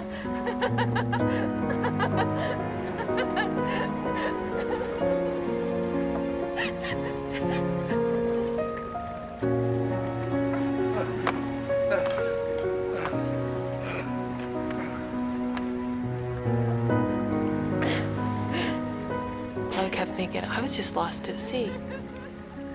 I was just lost at sea for 26 hours. The sharks didn't eat us. We didn't die. I'm alive.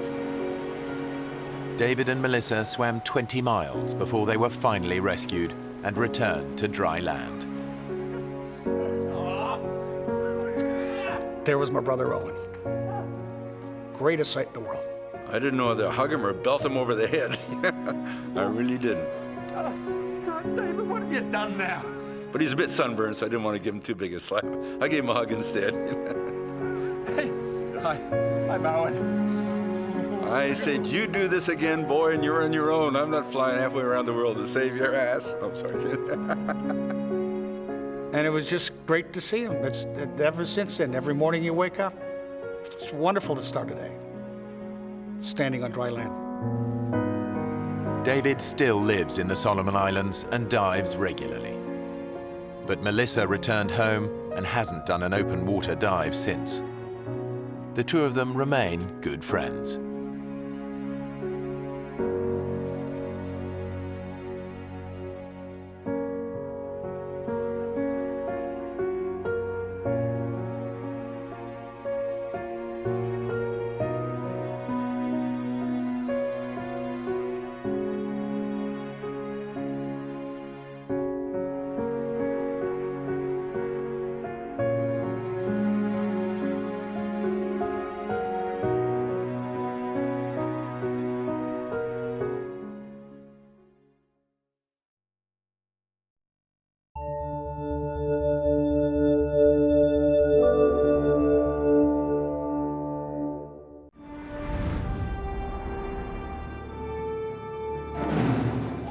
Five Boy Scouts and their leaders take on one of the toughest trails in the Grand Canyon. How comes it's so hot?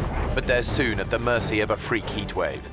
And as their water runs out, what started out as a fun adventure quickly turns into a fight for survival. Three 15-year-old boys risk their lives in a desperate race to find water. Hurry!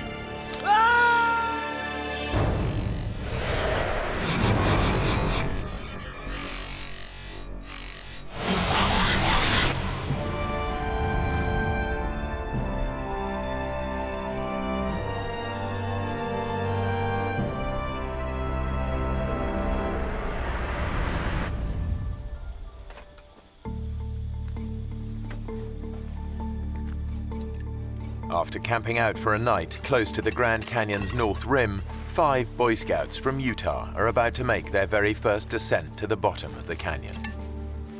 3 of the boys are close friends. Is that bacon? Yeah. 15-year-old Mark Coons has been a scout for 4 years. Could have done with some of that this morning. I was saving it for big breakfast tomorrow. Scouting was really a big thing for me. I'm an Eagle Scout, which is the highest rank in the Boy Scouting program, and so, you know, it's meant a lot in my life.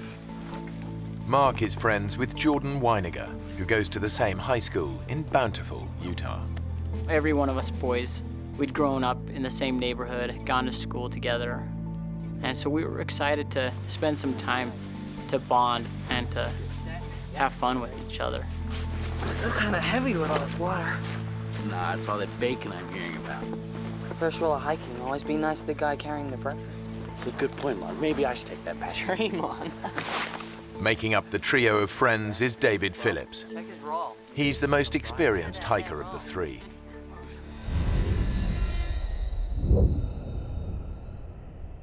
It's June, and the day is shaping up to be blisteringly hot. The leaders are following the first rule of Grand Canyon hiking. Take water and plenty of it. Okay, boys, don't leave anything behind. It's a real deal today. We're going over the rim.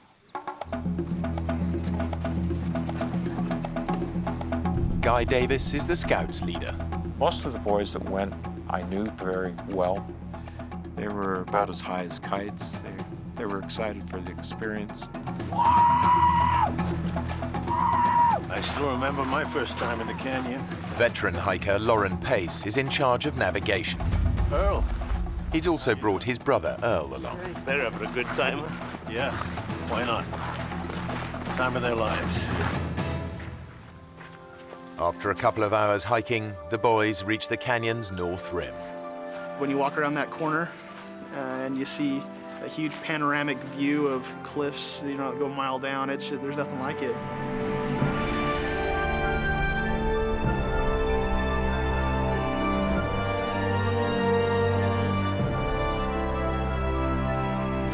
It's the biggest canyon on Earth, 18 miles wide and nearly a mile deep in parts. Its sheer size makes it one of the world's most extreme hiking environments. That's where we're going. All the way. Whoa. It's amazing. This place is incredible. The scale of what they're taking on hits home. We're going all the way down there. If you get bored of hiking, there's always the fast way down.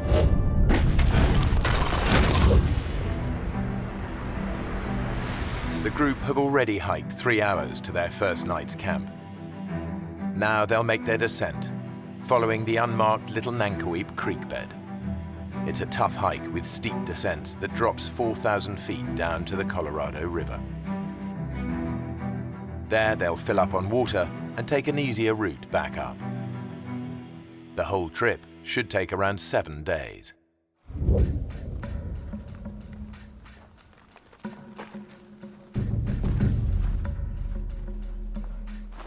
An hour on from the canyon rim, the group reaches the end of the official route. From here on, they'll be off trail all the way down. The trail ended, and then it got very rocky. That's when we saw the difficulty of what the hike was going to be. Jordan is right to be wary. Every year, some 300 hikers get into trouble here, and about 200 of them have to be airlifted out by rescue services. Around 10 more aren't so lucky and die here.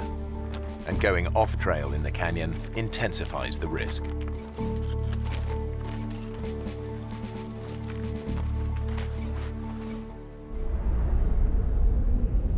Yep, this is it, fellas.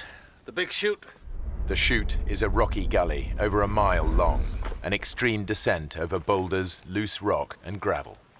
Jordan immediately sees how tough this will be. It was turning into a hike that, was getting a little more dangerous. They have no radio, and they're out of mobile phone range. If anyone gets hurt, they're on their own. It was really steep.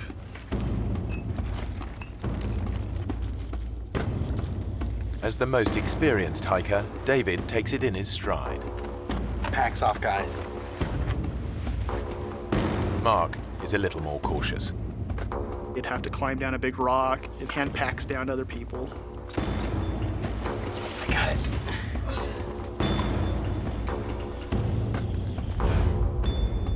So at that point, it wasn't just a hike, it was more of a climb. A section of loose shale makes the going even tougher. If you did put your foot wrong or something, you definitely could take a nasty fall, maybe not stop until you go all the way down to the bottom of the Grand Canyon. After an hour of hot and exhausting scrambling, even Scout leader Guy is struggling. It's very difficult to keep your footing as you were sliding down.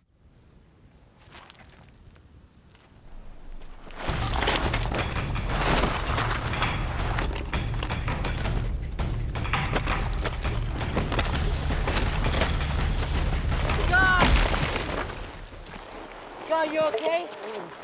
I hit a log straight on, and it just, I managed to catch it with the part of the body you should never hit a log with, and literally knocked the wind out of me considerably. You okay to stand? Come on, let me take this pack.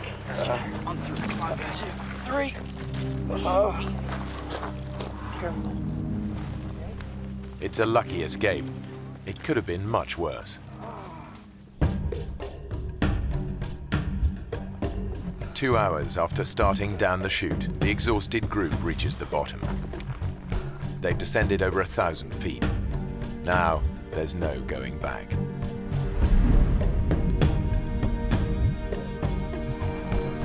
The temperature has been climbing all day. It's touching 100 degrees Fahrenheit.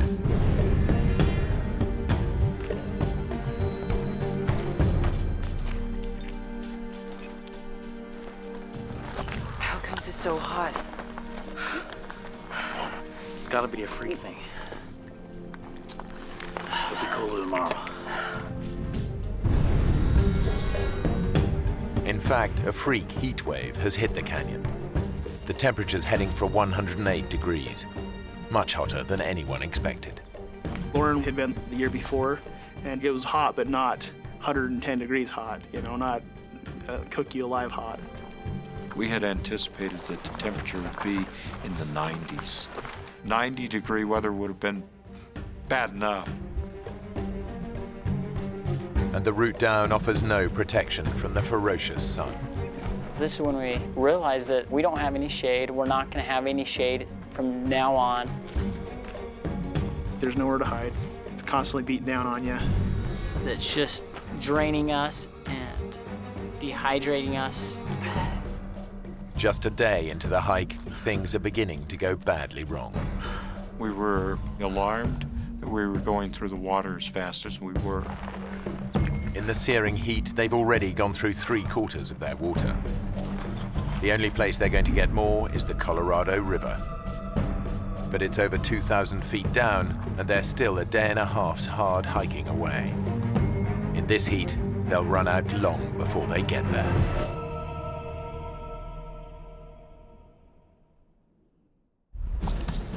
As we were hiking, that's all we could think about was the river, of getting to the river. But the boys are about to find out that blistering heat isn't the only hazard they face. Dave, don't move. You got a scorpion on your back. One sting could immobilize David. Hold still. Careful.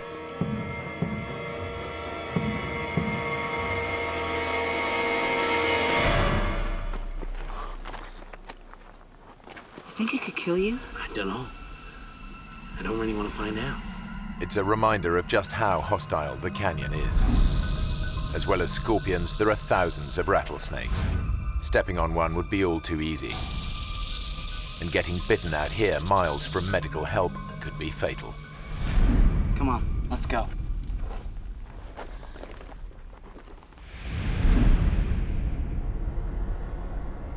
That afternoon, the temperature tops 108 degrees.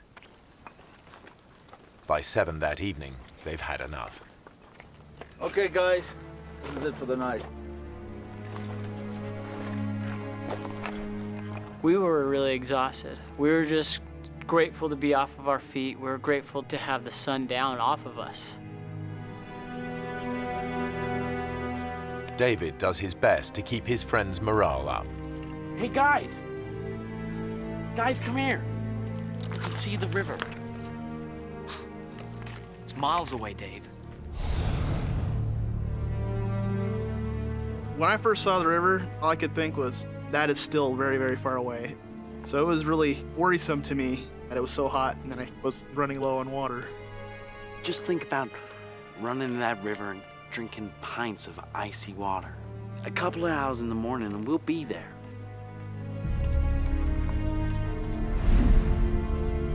In fact, they're still a tough day's hike from the river, and their water is almost gone.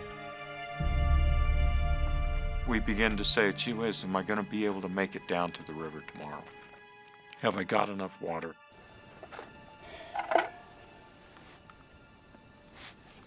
Their obsession with every drop of water is becoming overwhelming.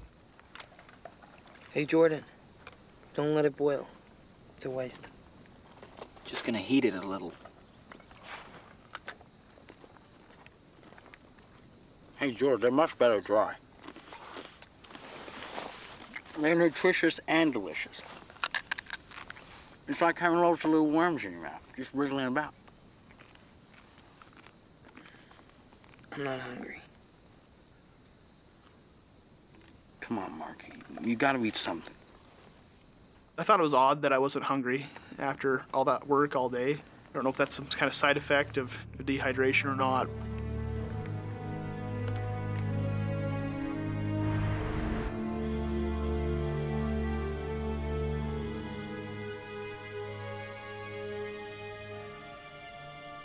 Definitely that night I was starting to feel a little shocked and surprised that something I thought would be so fun was starting to turn into something that was so scary and so worrisome to me. And I felt like I had started to lose control of the situation that I was in. Dave? Yeah? Are we gonna get through this? Come on. We'll get up early before the sun gets down on us. By the afternoon, we'll be at the river.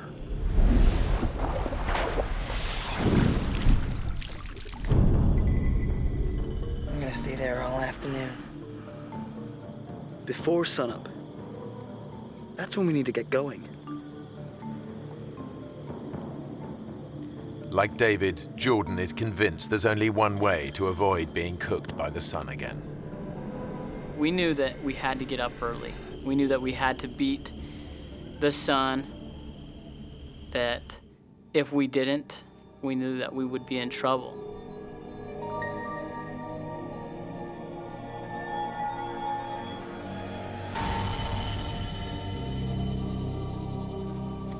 But by the time the exhausted group is ready to go, the day is already blisteringly hot. I know that when we did begin hiking, I don't remember what time it was, but the sun was on us. It was hot.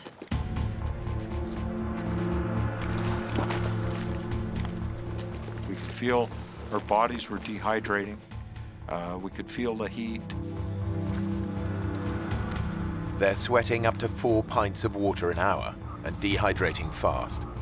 They face exhaustion, hallucinations, and as their blood pressure drops, collapse.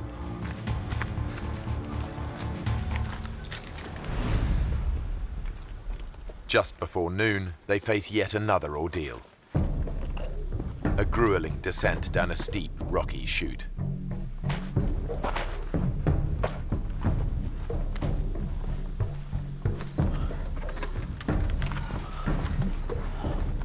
The few hours the boys hoped it would take to reach the river have long passed, and they're not even close. And now, the water situation is critical.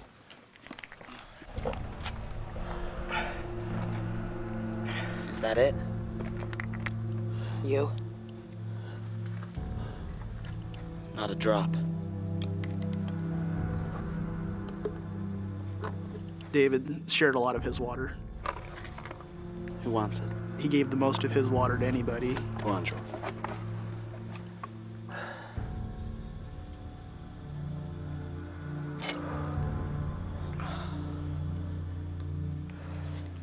Thanks.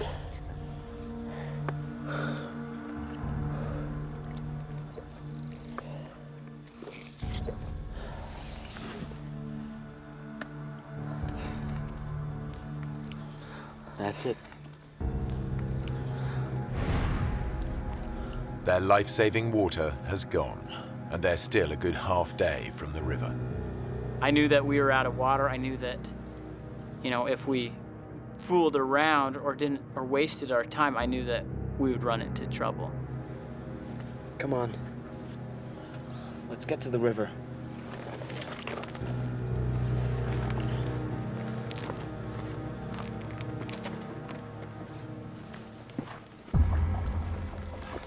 Guy is struggling most in the unrelenting heat. He's fallen behind the rest of the group. It was like being in an oven. I was physically exhausted. Severe dehydration is putting Guy's body under intolerable pressure. Finally, it just gives out.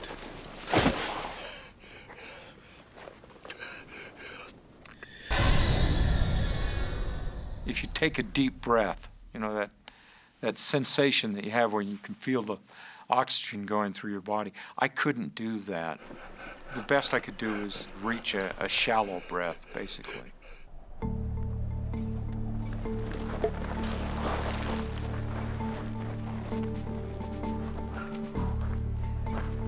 Hey, where's Guy? By the time the group realize he's not with them, they're hundreds of feet further down the chute. Guy! I need some help up here! Can't you get down? I can't. I gotta take a break. At that point, I began to really question whether I'd ever make it down to the river. We need to keep going. Look, we can't just leave him. There's some shade here. We'll sit in the shade and wait for him to catch up. We can't leave him behind. But Jordan thinks that waiting for Guy could be a fatal mistake. If we don't go now, we're all gonna die. I'm not just gonna sit here and wait and die. When Lauren said we needed to wait for Guy, I was mad. I knew that if we didn't leave, that we would die. What he needs is water. Let's get down to the river and get him some. Come on. It's a tough call. If they leave Guy behind, he could die. But waiting for him to catch up could kill them all.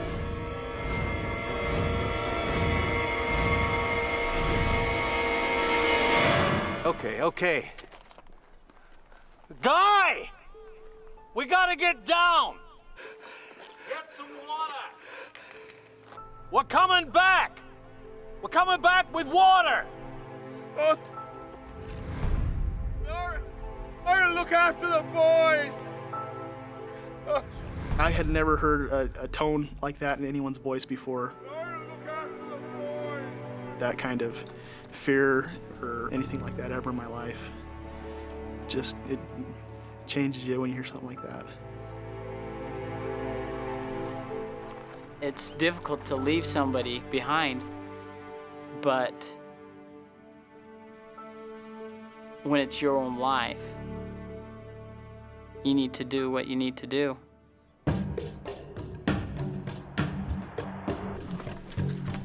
Two hours later, the whole group is desperate for water.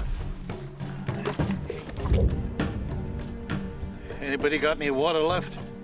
No, I'm out. Then Lauren remembers something that might just save their lives. Hey, wait a minute. Wait a minute. There's a creek runs up there. Half a mile along the ridge. There was water in that creek last June. I'll go. Give me some canister. See trees along the creek bank, okay? In these conditions, the extra hour of hiking puts a huge strain on David's dehydrated body. But if he finds water, it'll be worth it.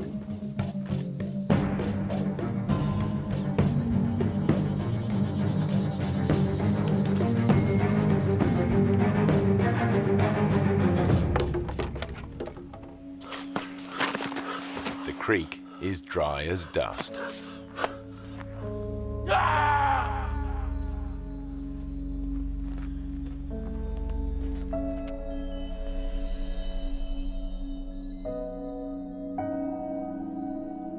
Hey, Mark. Mark, wake up.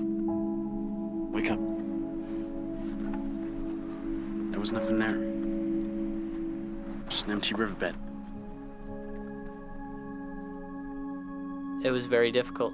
We had no idea where water was, how we were going to get there, when we'd get there, or how much longer we'd last.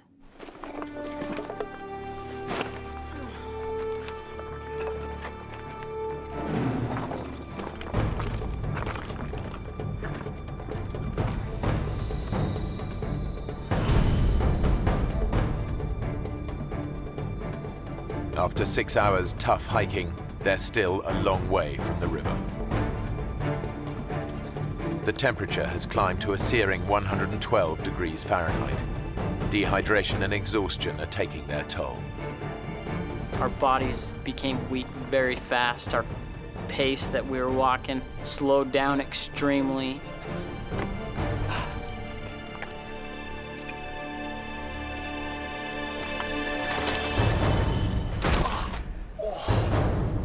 For 71-year-old Lauren Pace, enough is enough. Lauren, you okay? Don't fuss. I'm okay. I'm okay. Listen, guys. The sun is a killer. There's some shade here. We should wait till it's dark.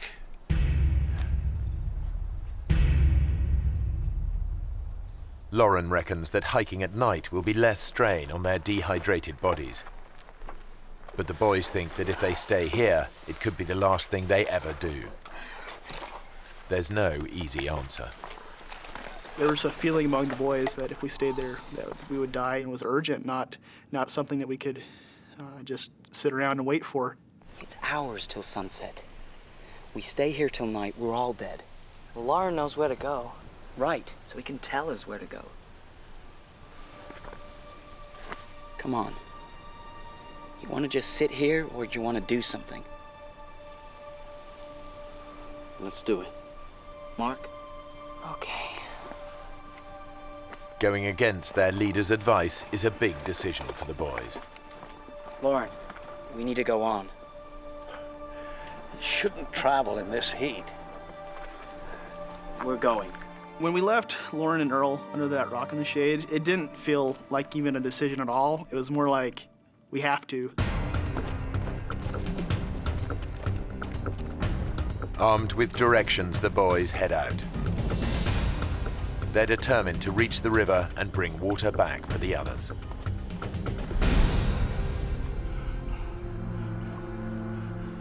Back up the canyon, Guy is deteriorating. His fluid levels are so low that his body has cut off the supply to his sweat glands. I can't believe a time in my life when I wanted to sweat. I knew that if I could sweat, that it would cool down my body. And I physically tried to will myself to do that, and I couldn't do it. Without cooling sweat, any physical exertion could send his temperature spiraling out of control. If it reaches 108 degrees Fahrenheit, his brain will begin to die. Guy is trapped. If he tries to hike out, it could kill him. Come on, guys. Let's go. Further down the canyon, Lauren is worried about the three boys hiking alone and sends his brother and the other scouts after them. But the three boys are making good progress, and they're now way ahead. They're less than a mile from the river. They just need to make the final descent.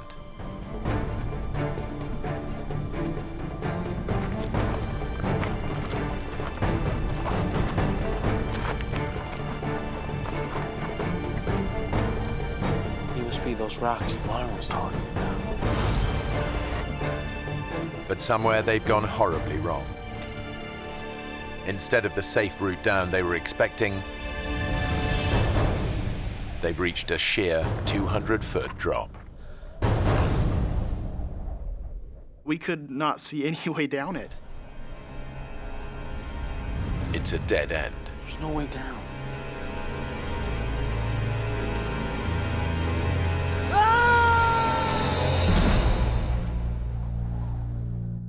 Their water has run out, their leader has collapsed, and the three 15-year-old boys are on their own. Their desperate bid to reach the Colorado River is over. It's the final straw. They've run into a dead end, a sheer 200-foot drop. What do we do? I don't know, Mark. Nothing, I guess.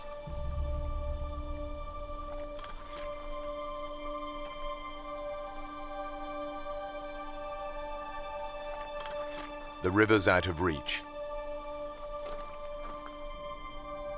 And with the group not expected back for 6 more days, there's no hope of anyone sending out a search party in time. Now, all they can think of is getting out of the sun.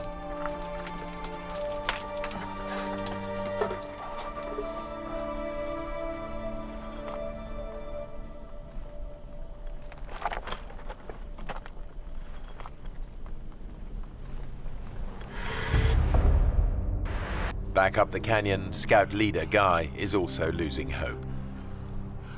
Out of sheer desperation, he comes up with a plan to make himself visible to any passing planes. As I laid there, I knew that it would be hard for someone to see me because I was down below the level. I took out a emergency blanket.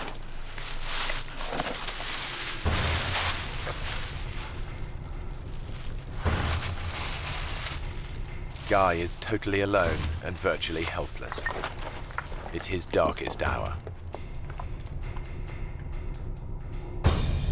When I realized how much of my strength it took just to do that, I was absolutely certain that there was no way out without help from somebody else.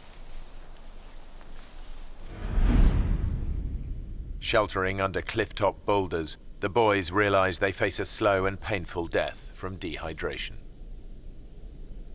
In my mind, I knew we were gonna die.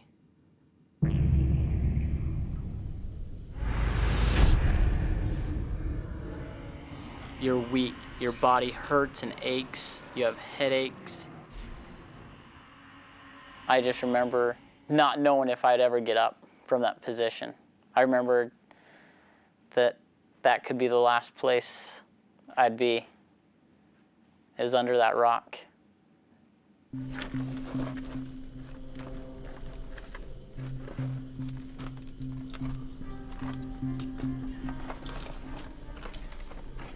It was a pretty sad situation there, you know. And I was almost turned 16. I wasn't gonna get to drive or anything. You know, you think about your family, that you're not gonna see your mom again or your dad, and it's really sad.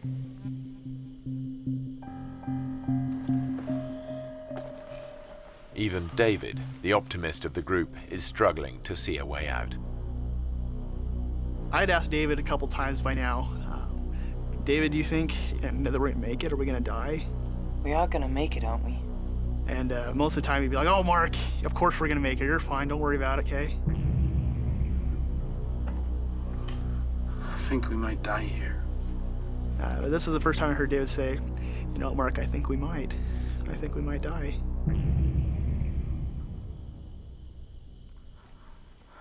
Hey, Jordan, can you get me a pen?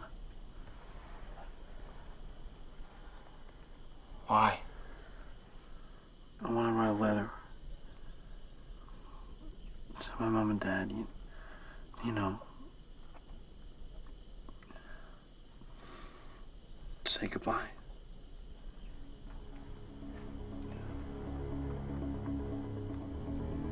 Don't be stupid, Dave. We're not gonna die. I was telling him that, not to give us confidence or not to give us hope. But I almost said it just so that I didn't have to go get him one. So I didn't want to move from that spot. I physically couldn't. I was just gonna lay there to die, and I didn't want to do anything else.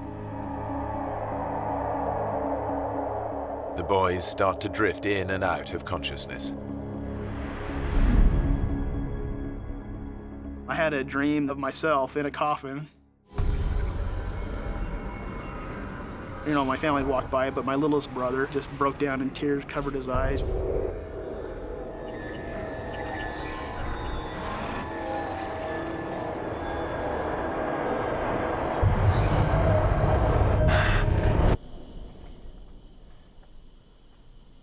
I woke up and I was like, I don't want to die.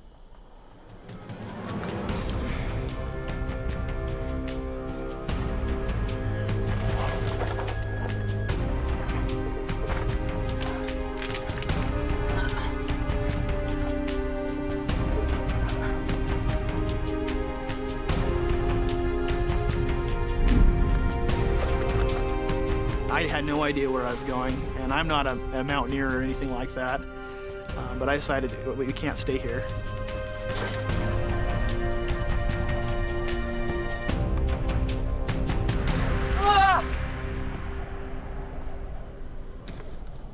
I took my backpack and I chucked it off the cliff, you know, so I hoped that I was going to make it down to pick it up again.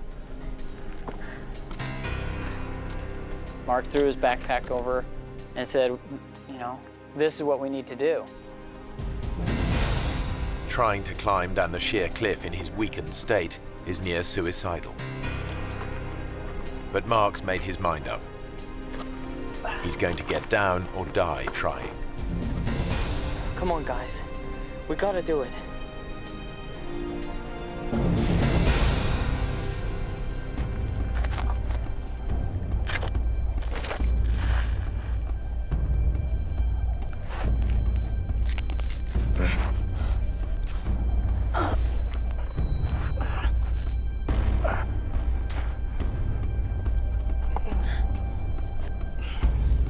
Even for experienced climbers, this would be a dangerous descent.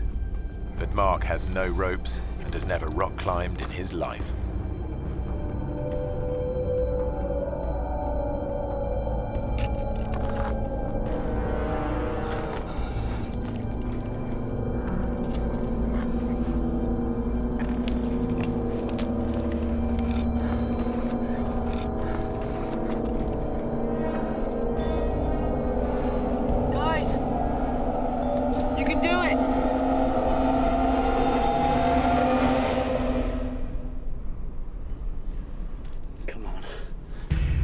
I thought we were going to die anyways.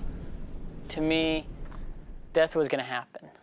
And so it seemed like anything would be better, even if it was a ridiculous plan.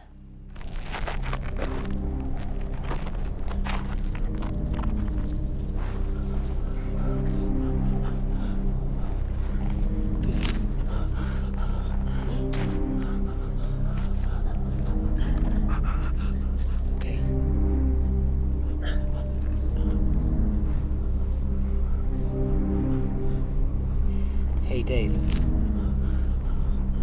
How are we gonna get back up this? To the others.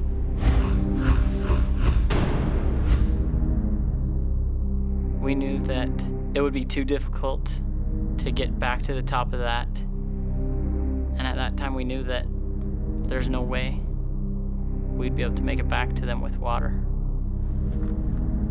But the boys have no choice.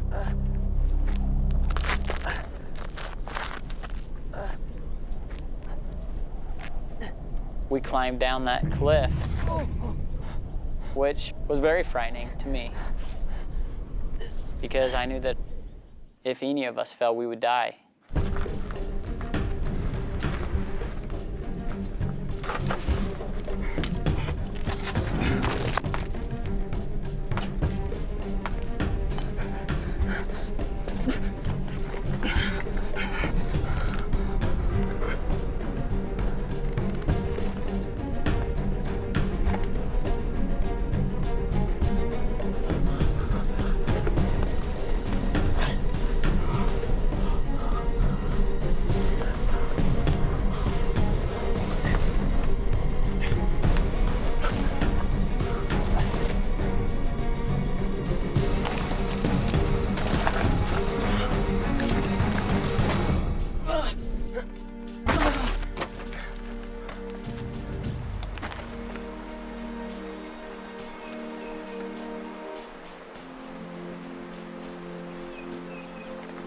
Hey!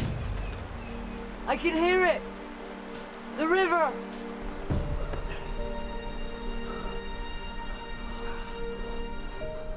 You okay, Dave? My eyes are going funny.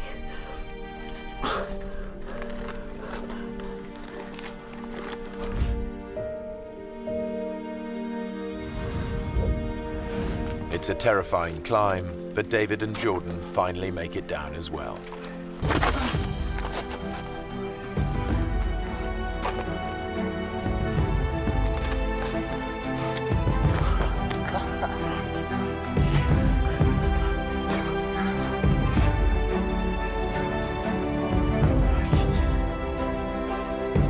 It was a sheer cliff that I couldn't do again.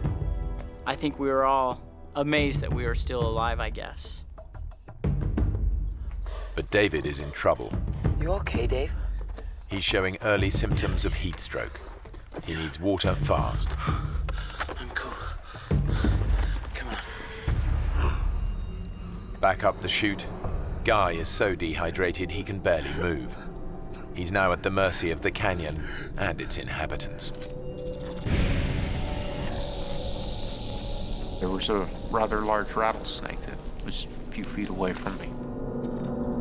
The western diamondback rattlesnake is one of the most aggressive snakes in the US. A bite from an adult can deliver enough venom to kill in as little as 6 hours.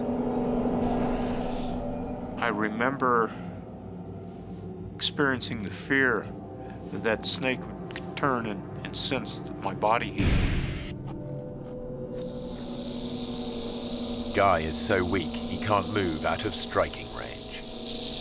And that experience lasted for about an hour while that snake was there.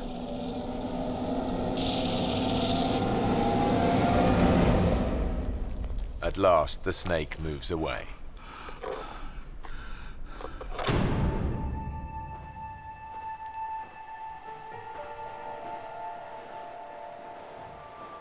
Since making it down the cliff, the boys have walked for over an hour, but they still haven't reached the river.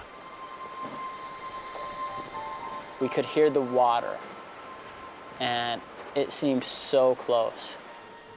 But as we go around one corner, and then the next corner, and then the next corner, each corner we thought it was the next one, and it wasn't.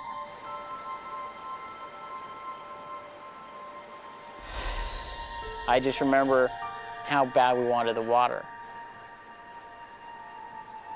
Our tongues were like a rock wrapped with sandpaper.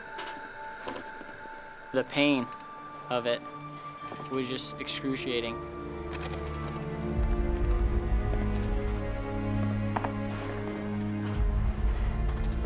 I remember Dave complaining about his vision. Come on, Dave. You're nearly there. And he was shaking. All of us were.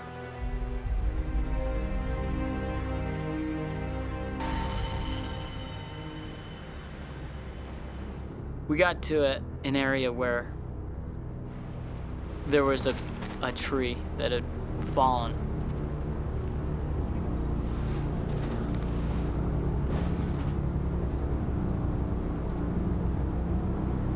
David was leaning against a tree, and I was like, hey, we're almost there, guys.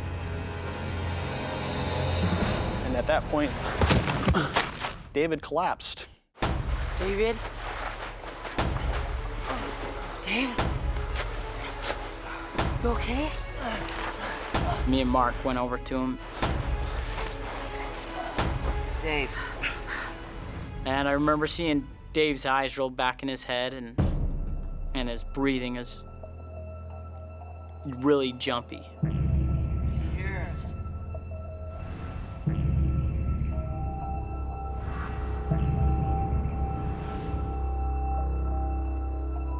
And I just knew that we were in trouble. The three boys are in a remote part of the canyon, and dehydration has finally made 15-year-old David collapse with heat stroke. With little chance of help, the situation is desperate. Say something, David. I'd taken first aid merit badge, as a scout. David? They train you for extreme situations like this. I knew it was very serious. Hey, Jordan, you guys get to the river. Bring back water. We're gonna get you some water, all right?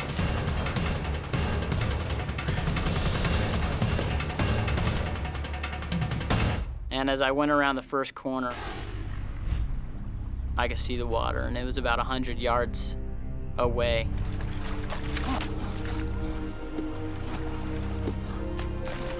And I remember getting to the water and just being so grateful. I just knew I needed a drink. You know, I wanted it so bad. And so I took a drink out of the water, but I knew that there was a higher priority, that Dave needed the water.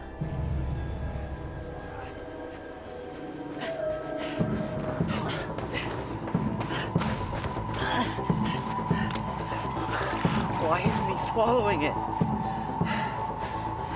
Pour it on him. So the next thing we could think to do was to pour it on him to cool him off. Come on, man. I'm out. I'll go. Hurry, okay? Hurry! I got to the river. And I took my bottles and I was filling them up and drinking a little bit. And when I pulled up the water bottle,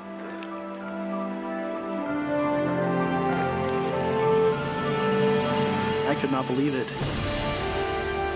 I saw 2 big yellow rafts coming around the corner. Hey! Hey, over here, help! Hey! My friend is dying!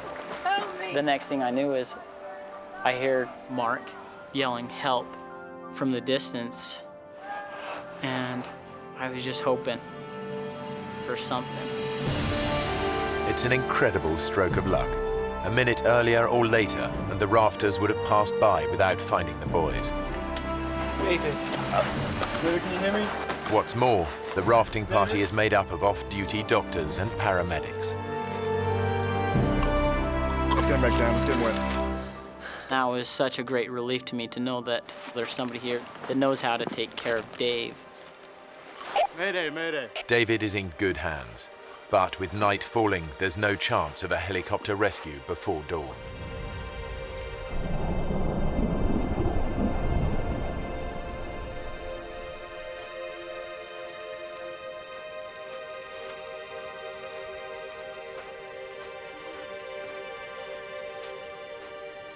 Seemed forever that they were working on him, not knowing if he's gonna make it, not knowing if he'll die.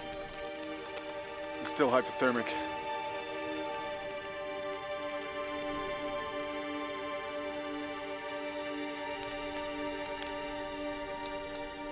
It was dark, so I can't really put a time on it, but somewhere around 10 that night, the one that said he was a doctor came over and said, "I'm sorry to inform you, but your friend has just passed away." Sorry.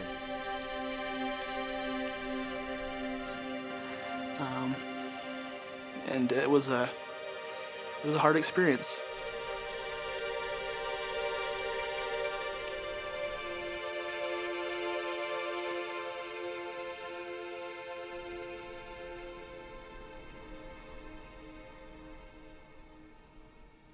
I think it really tore apart our hearts, knowing that our friend was gone.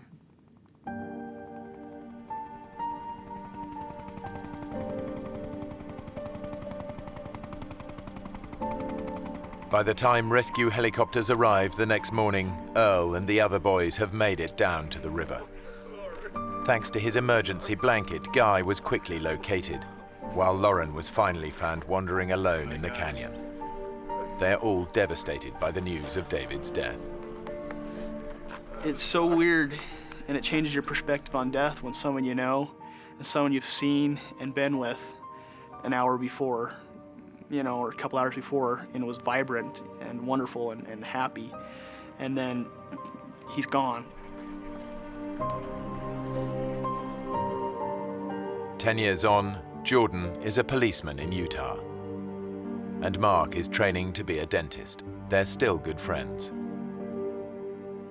Neither of them will ever forget David Phillips, and both men stay in touch with David's family.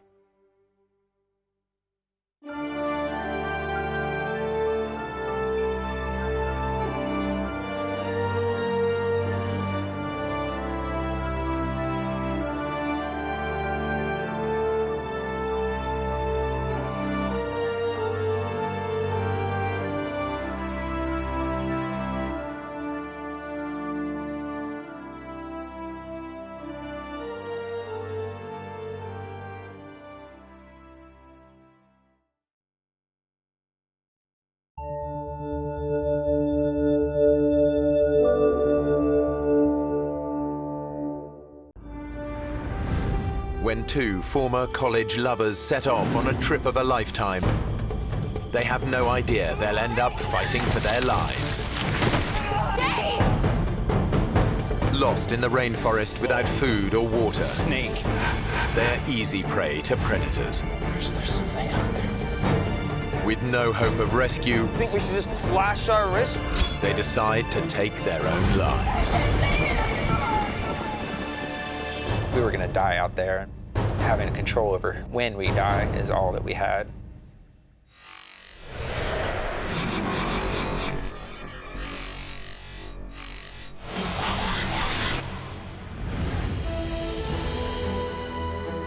The Amazon rainforest in Brazil. It's one of the last great wilderness areas, home to the largest variety of insects, birds, and mammals in the world.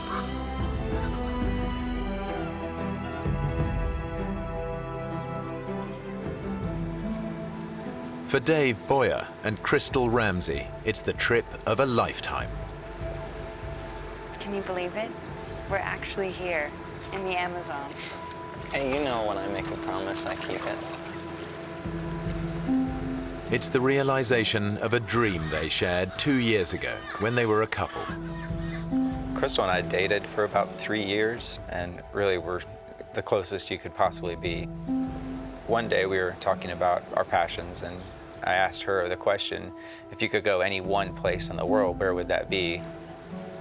And the Amazon was #1 for both of us. Dave and Crystal aren't together anymore, but they are still close friends. There was no one I would have rather gone with than him. Dave knows that Crystal has had a long-standing struggle with depression. In school, where I met Dave, I had a very bad time with depression. Dave thinks this trip will be good for her, but he's also nursing a secret hope that it might just reignite their romance. She was the love of my life. I still envisioned spending the rest of my life with her.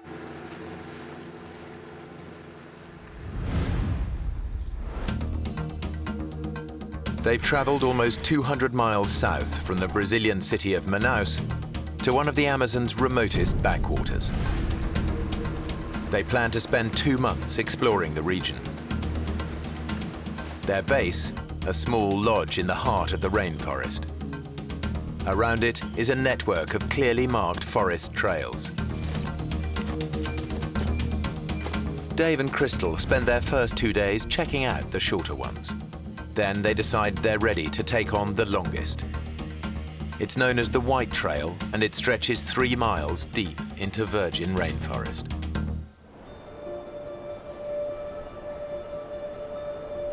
Dave and Crystal set off in the morning with enough water for a 3-hour hike. We left just before 10 o'clock and expected to be back in time for a late lunch. They've spent 2 years reading up on the rainforest, but nothing prepares them for the real thing. As soon as we went in, we started to see more than we had ever seen before, such as bats and different kind of bugs than we had ever seen, and it was a fantastic morning. I was really excited. Dave, look. We had tunnel vision. We were focused on one thing, and that was exploring and seeing the rainforest. We were oblivious to any dangers that were involved. They are so absorbed by the sights and sounds of the forest, they don't notice that they've stepped off the marked trail. Our awareness was elsewhere. It was on the trees, on the animals, on the sounds. They are now following paths made by animals. As we got further along, the jungle seemed to creep in on each side. We now had to walk in a single file line.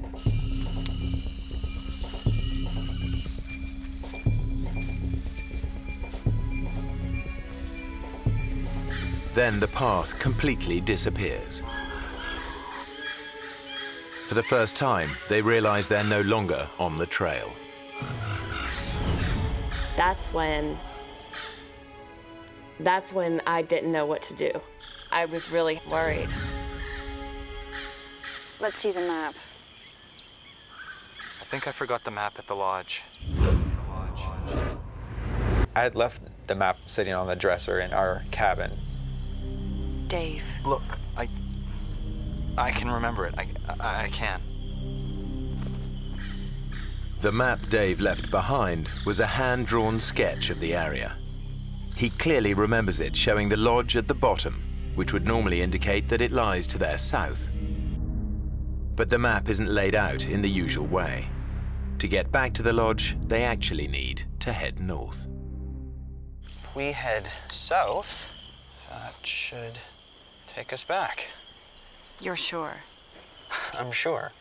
I'm sure. Okay. Come on, let's go. Hiking south is the worst decision Dave could make. Ahead, there lies nothing but thousands of miles of rainforest. Uninhabited, except for rainforest creatures, many of them highly dangerous. 2 hours later, they're getting worried. This way.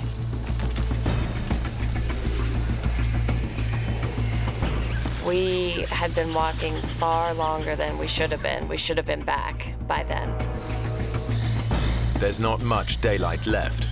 It will soon be nightfall. I'm not gonna stay out in the forest. I can't let this happen. We have to find our way back before it gets dark.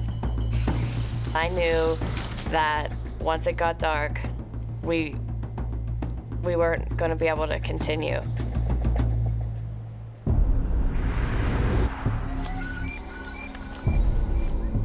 As darkness descends, any chance of finding the lodge today disappears. That's really the first time we started to have some panic. What time is it? It's almost 6.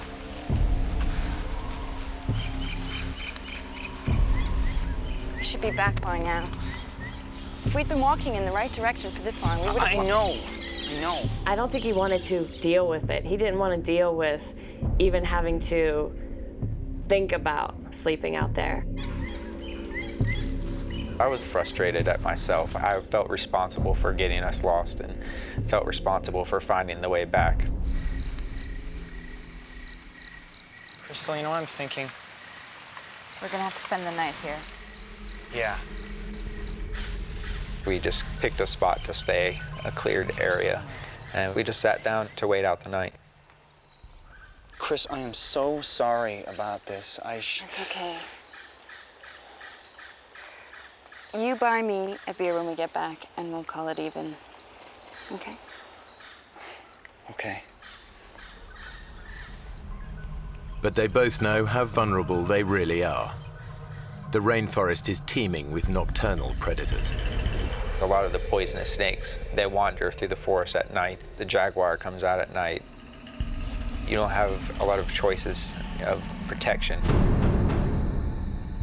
Dave and Crystal share a single thought. Can they make it through the night alive? Chris, there's something out there.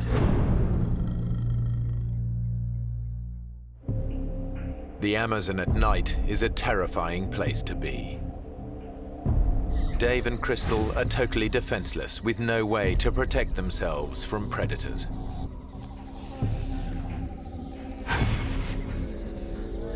$49 of beer on the wall. We weren't going to try to sleep at all. We were going to stay up, and that way if something stumbled upon us, we would be ready. 49 bottles of beer. Take one.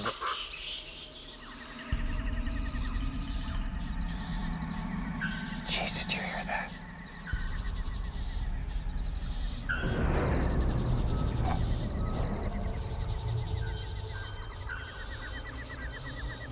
Chris, there's something out there.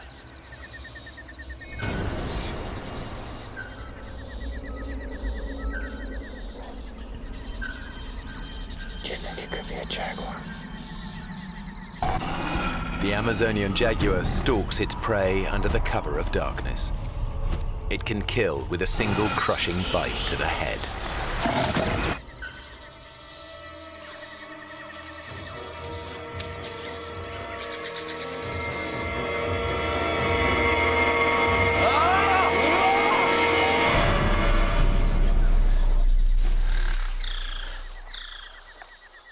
Whatever it was, Dave has scared it off for now.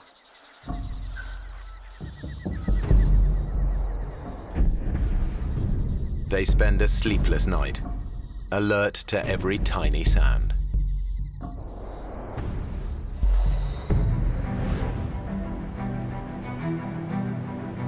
Dave and Crystal have survived the night unscathed, almost.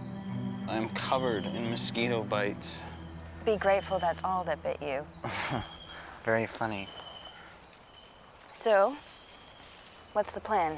Well, Dave needs to get them back to the lodge fast. Crystal's on medication for her depression, and he knows she doesn't have her drugs with her. She had never missed a day on that medication. this trail heads south, so it should take us right back to the lodge. Okay. So we'll be back for breakfast. Yeah. Let's get moving. I truly believed that we were close and we were heading in the right direction. We just had run out of time the night before. It was going to be a breeze. But with every step, they continue to move further away from the safety of the lodge.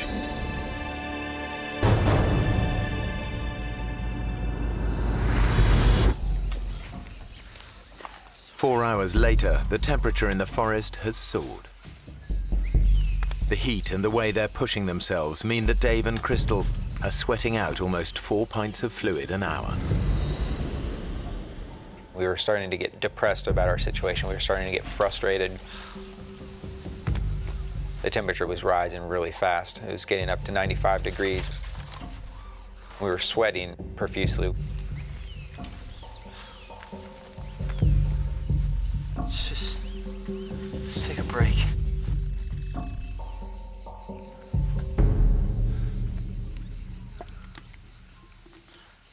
Dave, I'm out of water. When I realized that we were out of water and it was hot and it was 10 o'clock, I really started to realize things weren't just going to be okay. We knew that we were losing water so quickly and things were not going to function right. Our brain was going to start to trick us and our body was going to give out eventually. There's got to be something around here. The irony is that the Amazon basin is one of the wettest places on Earth.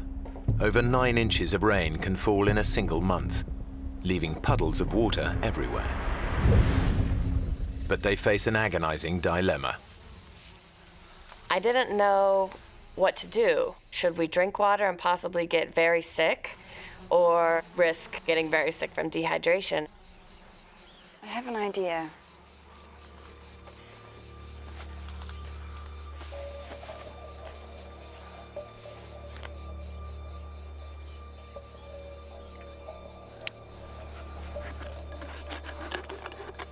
Give me that.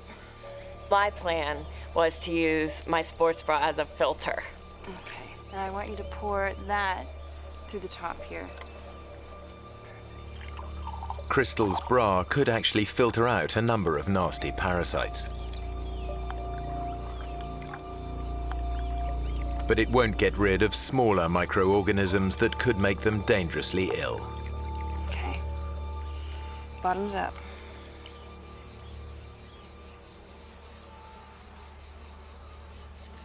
I don't know about this. We don't have a choice. Well, cheers.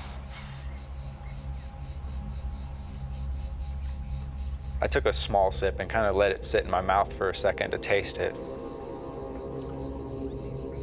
Tastes okay.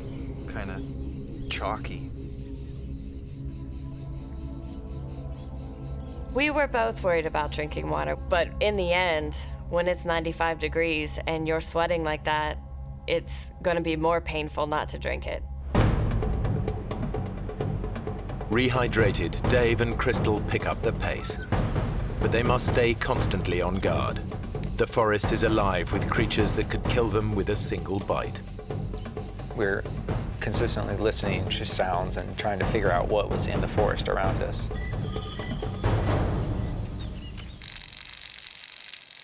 I didn't want to touch a branch that we didn't know what was on that branch. We wanted to watch our steps.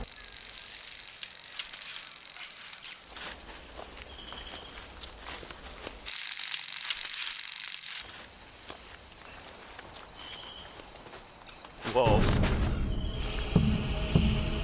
What is it? A snake.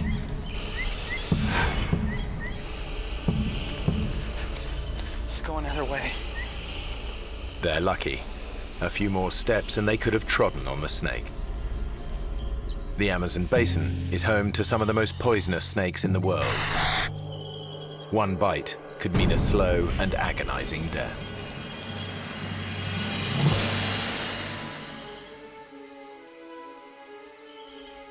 By mid-afternoon, Dave is resorting to a new desperate tactic in his search for the lodge.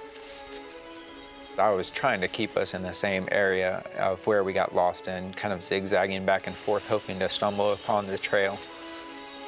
Let's try over there.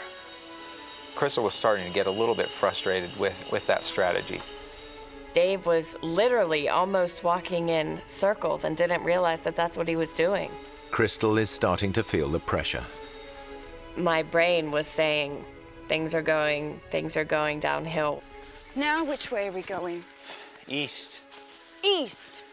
20 minutes ago, we were going south. Yeah, well, we've got to try all directions. Maybe we should head north now. Dave, this is crazy. I can't stand to listen to you talk about directions you know nothing about. You don't know where we're going, and all we're doing is walking around in circles. Dave had kept coming up with a different strategy every few hours whenever one didn't work. And that wasn't working for me. We need to rethink this. All right, then. Well, what do you think? I thought we needed to come up with a strategy and continue using it until the end. That way. Okay. What neither of them realize is the only direction that can help them is north. We chose southeast. We will walk in this one direction for as long as it takes. If it takes us 40 days to get out of here, we're gonna walk southeast. Hours later, and the jungle is just getting denser. We were getting down. We were getting scared and worried.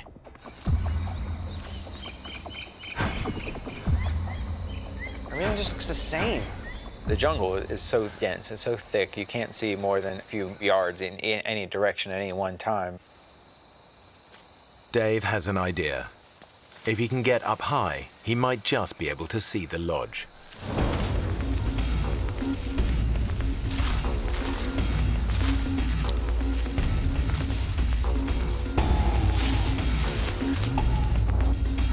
The knots in the vine were ripping at my hands and it was hurting me. My arms were tired, I was exhausted.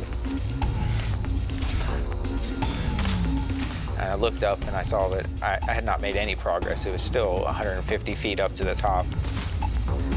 He is weak from 2 days without sleep or food.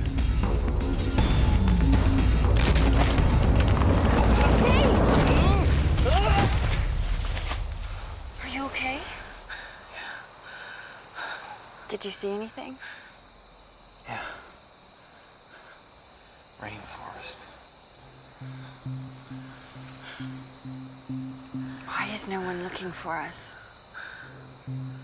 In fact, people are looking for them. But the search is focused around the White Trail. And that's now a very distant and dense 7 miles away.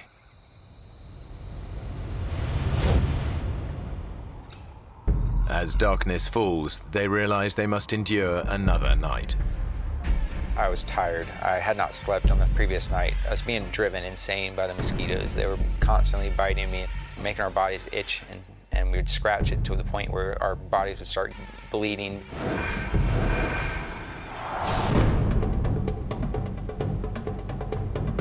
The next day, they're still heading in the wrong direction, getting even further away from the area where rescuers are searching for them. And now they start to notice an ominous change in the behavior of the wildlife. If we were anywhere near civilization, these monkeys would be running away from us. They would be fearful of us, that we would hunt them. But these maybe had never seen a human before in their life and were just curious. And that was terrifying, that we were getting deeper and deeper.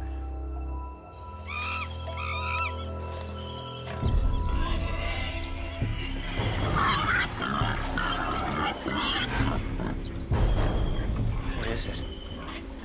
I don't know. Jaguar? No, there's more than one.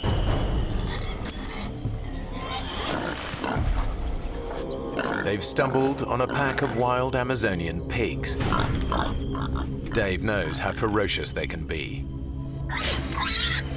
The locals have said that they're really the most dangerous thing to encounter in the forest, other than a snake. They're aggressive. If wild boars got a hold of you, it'd probably knock you to the ground quickly, and then you would have several animals on top of you biting and really just eating and going to work. The way to avoid any confrontation is to let them know that you are different, that you are not something that's in their normal habitat.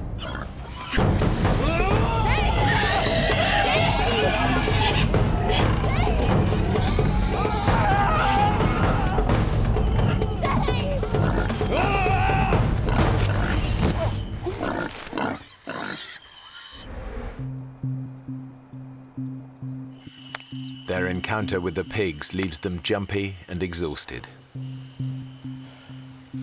Crystal's feet are badly blistered, and she's been without her antidepressants for 3 days now.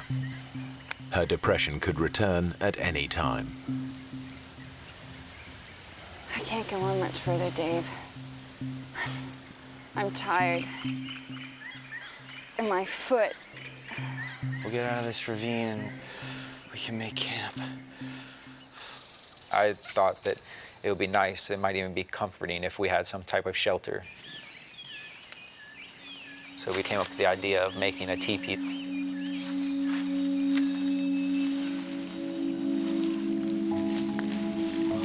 Excellent. Yeah. It was drawing us closer together.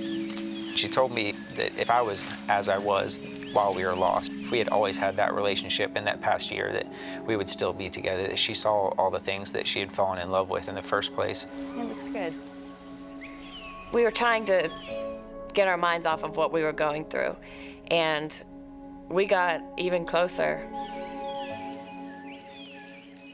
My feelings had not changed since the day I met her. I was still in love with her. I still wanted her to be in my life and with me forever.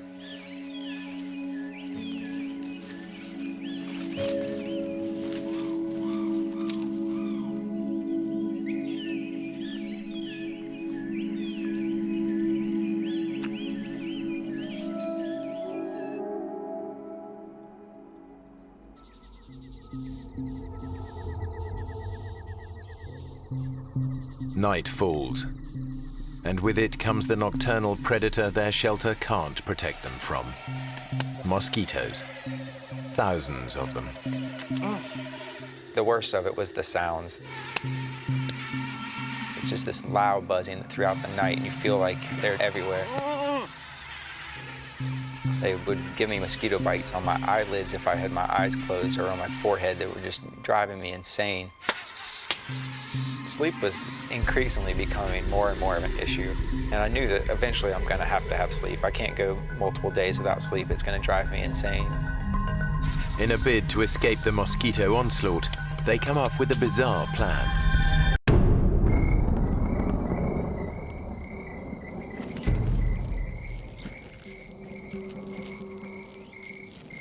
Crystal said, well, we should cover our bodies in mud. That would work well of keeping the mosquitoes off of us. We got inside the hole and pushed the mud in on top of each other, covered our faces, and we laid there in the mud and tried to be as still as possible. It actually felt pretty comforting laying there, and I felt like I was completely covered. I felt like I was going to be safe from the mosquitoes. I thought it was going to be a great night. But Dave couldn't be more wrong. A massive tropical thunderstorm is building in the skies above them. And it's about to put them in the greatest danger yet.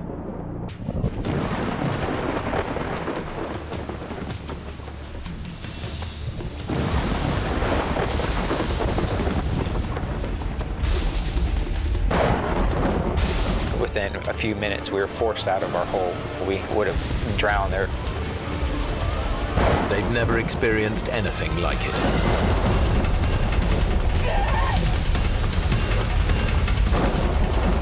It's very hard to explain how loud it can get.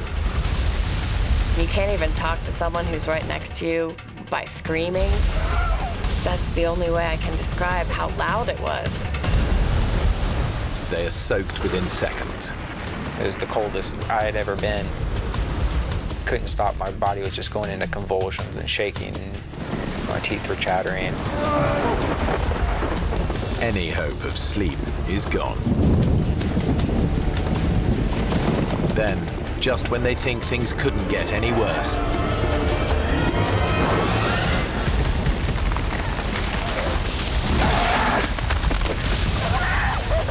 lightning brings down a huge tree dangerously close to them. If it had landed on us, we surely would have died in that. The storm has shaken Crystal to the core.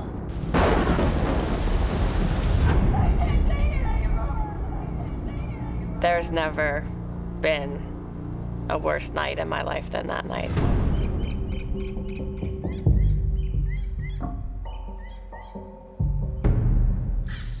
Their terrible night leaves both of them exhausted and miserable. But it's pushed Crystal close to the edge. For Crystal, that night was really a turning point for her, and she had gone from being, whatever happens, happens, we're gonna get through this challenge, to being really fearful of this being the end of her life and dying out there. How you doing? We got through it, didn't we? Yeah. For what? To get home, Chris. Get home, Chris. I just kept thinking about that hellish night. I'm not sure I want to. And that I truly would rather die than go through it again. What are you talking about? You think we should just slash our wrists right here? I didn't think what the implications of that were. I didn't think it was a real suggestion. It was just kind of something that I did off the top of my head. That sparked an interest in me that suicide was a possibility and it was a way out. Dave realizes that if they don't find a way out soon, Crystal's suicidal thoughts could become a reality.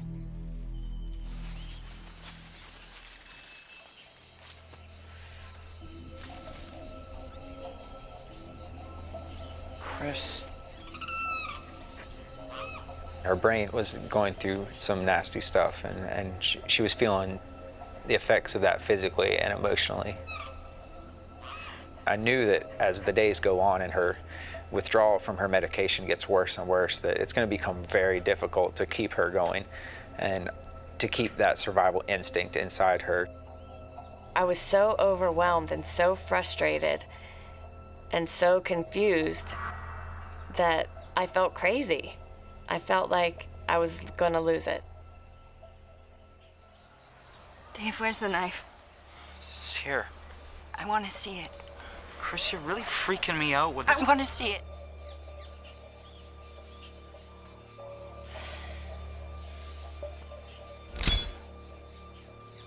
The knife really became almost a game that I never would let her hold. She would frequently ask me, "Where is the knife? Can I just see it? I want to know that you haven't lost it." I think my own mind was more dangerous than anything that the jungle had.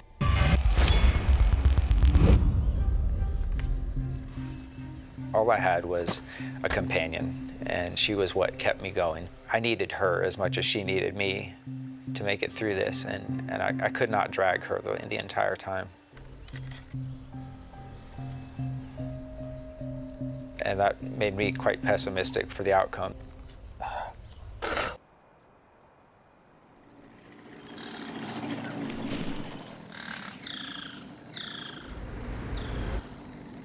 Then, after days of hearing nothing but the sounds of the rainforest. Do you hear that? What? Come on. Come on! Sounds like a boat! Come on! I was saying, come on, Crystal, this is it. We're rescued. Hey, we're over here! There's a boat really close. I can hear it. We're over here! This is over. Hey. Like, just so happy, cheering to each other. Yeah, here! Hey! We're here! Oh. Do you hear anything? Then it was nothing. After 3 nights without sleep, Dave's senses are starting to play tricks on him. Damn. The sound in the jungle can't be trusted.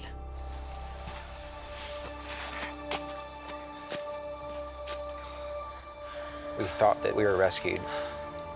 To have that taken away from us and our hopes just ripped from our hearts, it just killed us.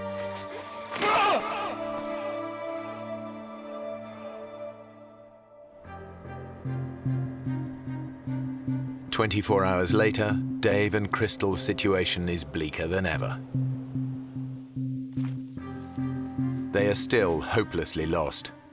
And as their 5th night approaches, it's Dave who's struggling. Drained by lack of sleep and the effort of keeping Crystal going, he desperately needs rest.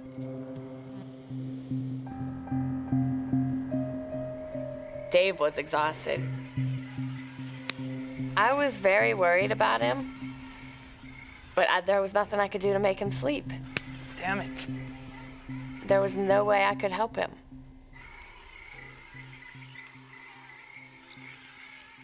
As Crystal sleeps, Dave is once again tormented by mosquitoes.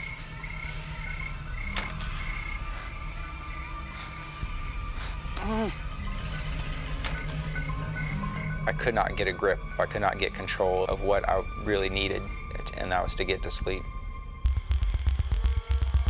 In his totally exhausted state, the insects soon become an obsession.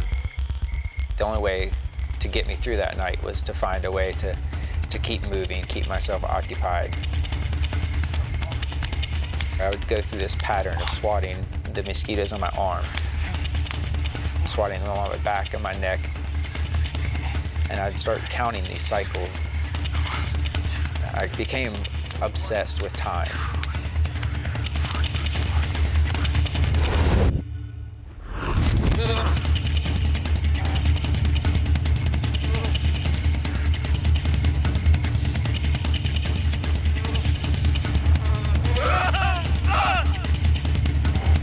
Sleep deprivation is taking its toll. Dave is beginning to lose his grip on reality.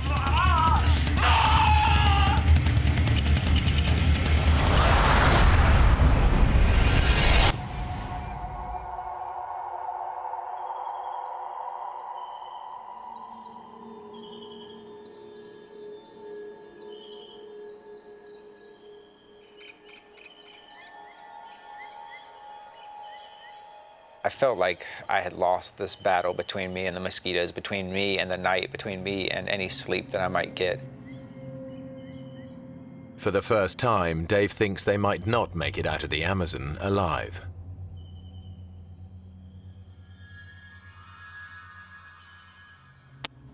A horsefly came and bit me. I reached down and picked up the horsefly.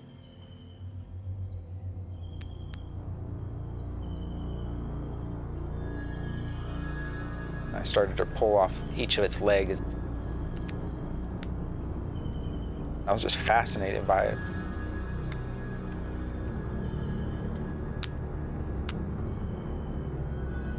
And it kind of led me to look over at Crystal and imagine our bodies laying there dead, and all the things that would come, take our bodies apart, eat from our flesh and drink from our blood.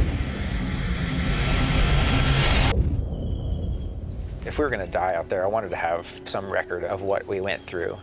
So as Crystal was laying there in the sand, I wrote in the sand next to her, 6th day lost.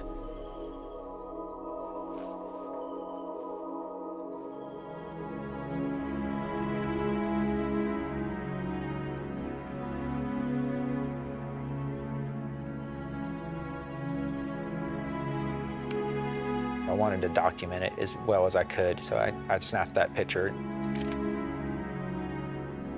hoping that one day somebody would find our bones and our camera and see that we had been there on the 6th day.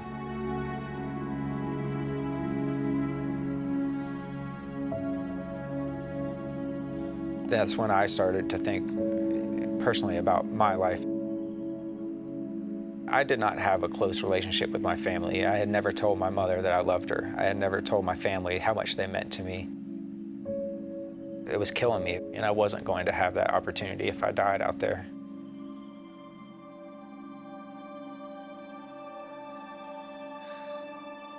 That thought gives Dave the resolve he needs to keep going.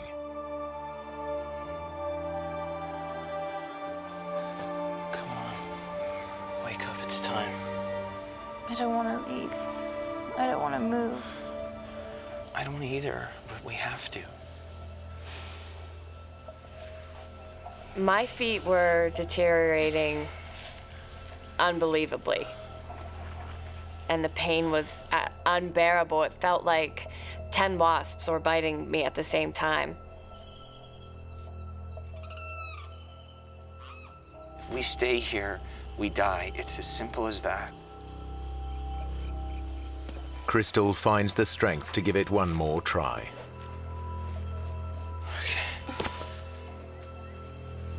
Stand on it.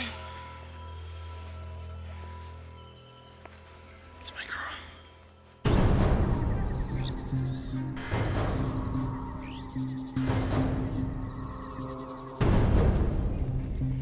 They push on. Now the terrain gets harder. Come on, Chris. And as Crystal's feet become unbearably painful, her depression begins to get the better of her. I couldn't walk anymore. I would try, and I would fall down. My foot. I felt like that was telling me it was time to just end it myself. I don't want to go. Crystal's depression is back. Now she can see only one way out of the nightmare. You can! Come on! I decided this is it. I can't keep going.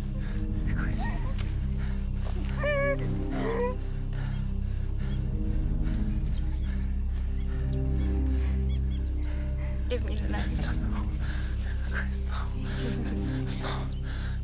She really meant taking her life into her own hands. I'm gonna slash my wrists and take my life and put an end to this misery.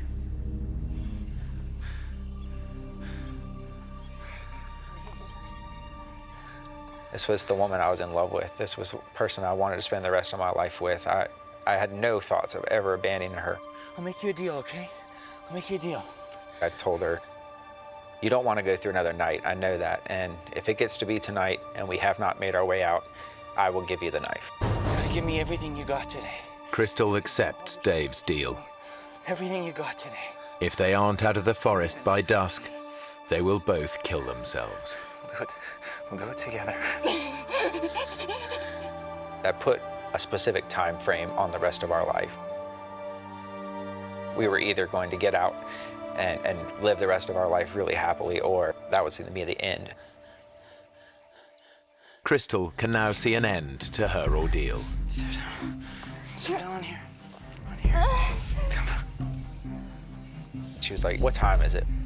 Is it nighttime? Is it getting close enough?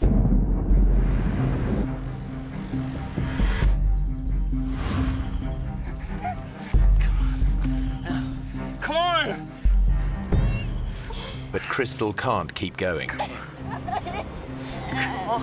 I can! Come on! she decides she can't wait until nightfall. She wants them to end their lives now. It's time. When I said it, he agreed. And he said, okay, now we can do it. We were going to have to go through with this.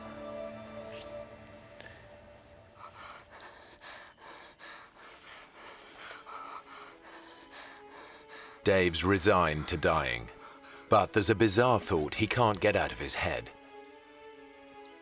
I wanted to wash the mud that was on my arms. I wanted to wash my face and have a clean body, a clean approach. If I was going to face a judgment, I needed to do it with a clean spirit as well as a clean body.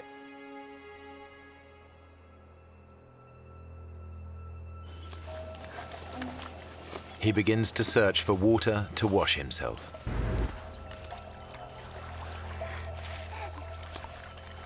As we fought through some of the underbrush, when we got down there, there wasn't a creek, there wasn't a puddle. There was a flooded forest. Everywhere that we could see, there was water.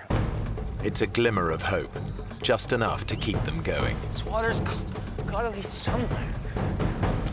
In the Amazon, rivers are like roads. If this water leads to a river, they might just spot a boat. They put aside thoughts of suicide. I got this surge of energy and some anger that made me want to fight through the water even more.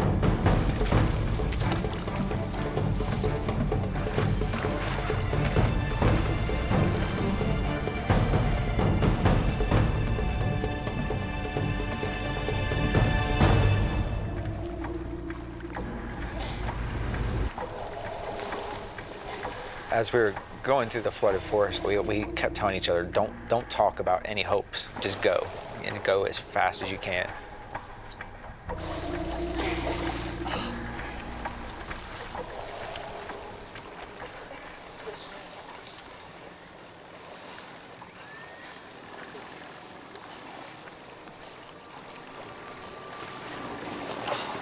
Dave, look! I thought to myself, I've got to be hallucinating.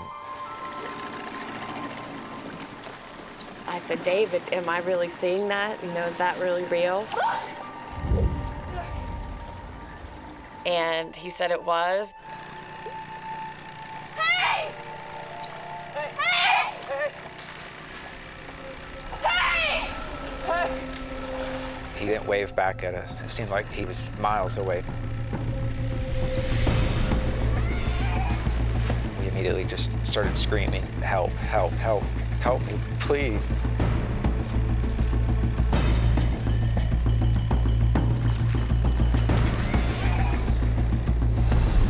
Here! We're here! Help! And he didn't respond. Help!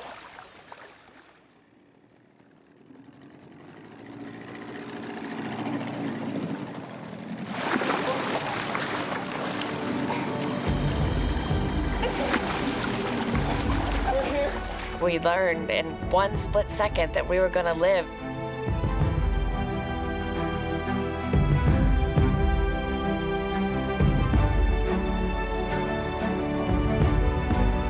I was screaming and crying and just definitely the best moment I've ever had in my life.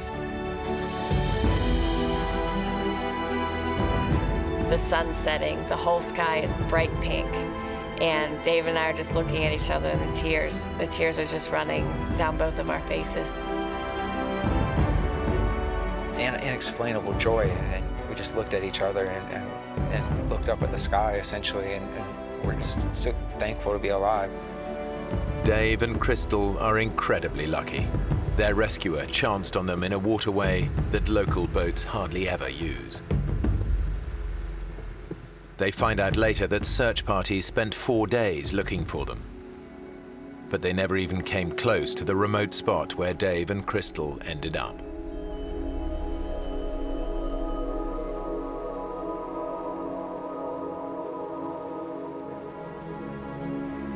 When we got out, we talked about, all the times that we had in the jungle and how we talked about getting married, but when we were finally saved and getting better, we realized that that isn't the thing that we're gonna do at this time.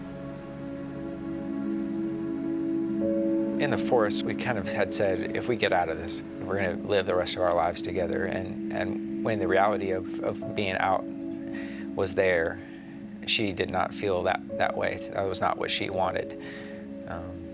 And that was a bit of a disappointment to me. And that continued to be a disappointment for quite some time.